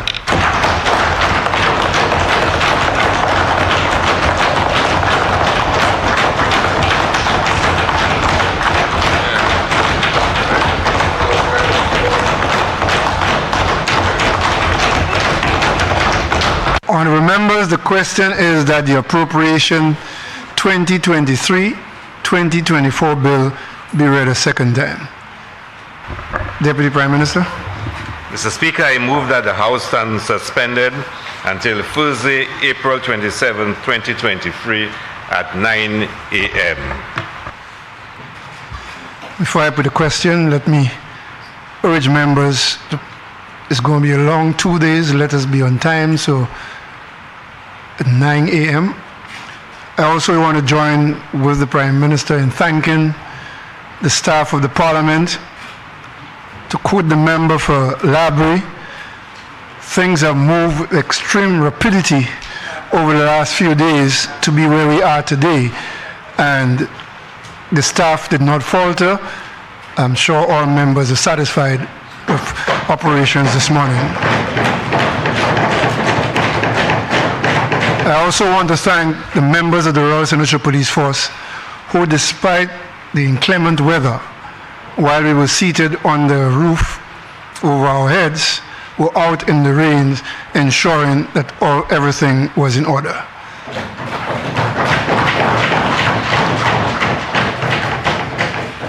And I also want to thank members of both houses for their attendance this morning. Honourable members, the question is that the House do stand suspended until Thursday, April 27, 2023 at 9 a.m. I now put the question. As many of that opinion say aye. Aye. As many as of a contrary opinion say no. I think the ayes have it. The ayes have it. Sitting suspended.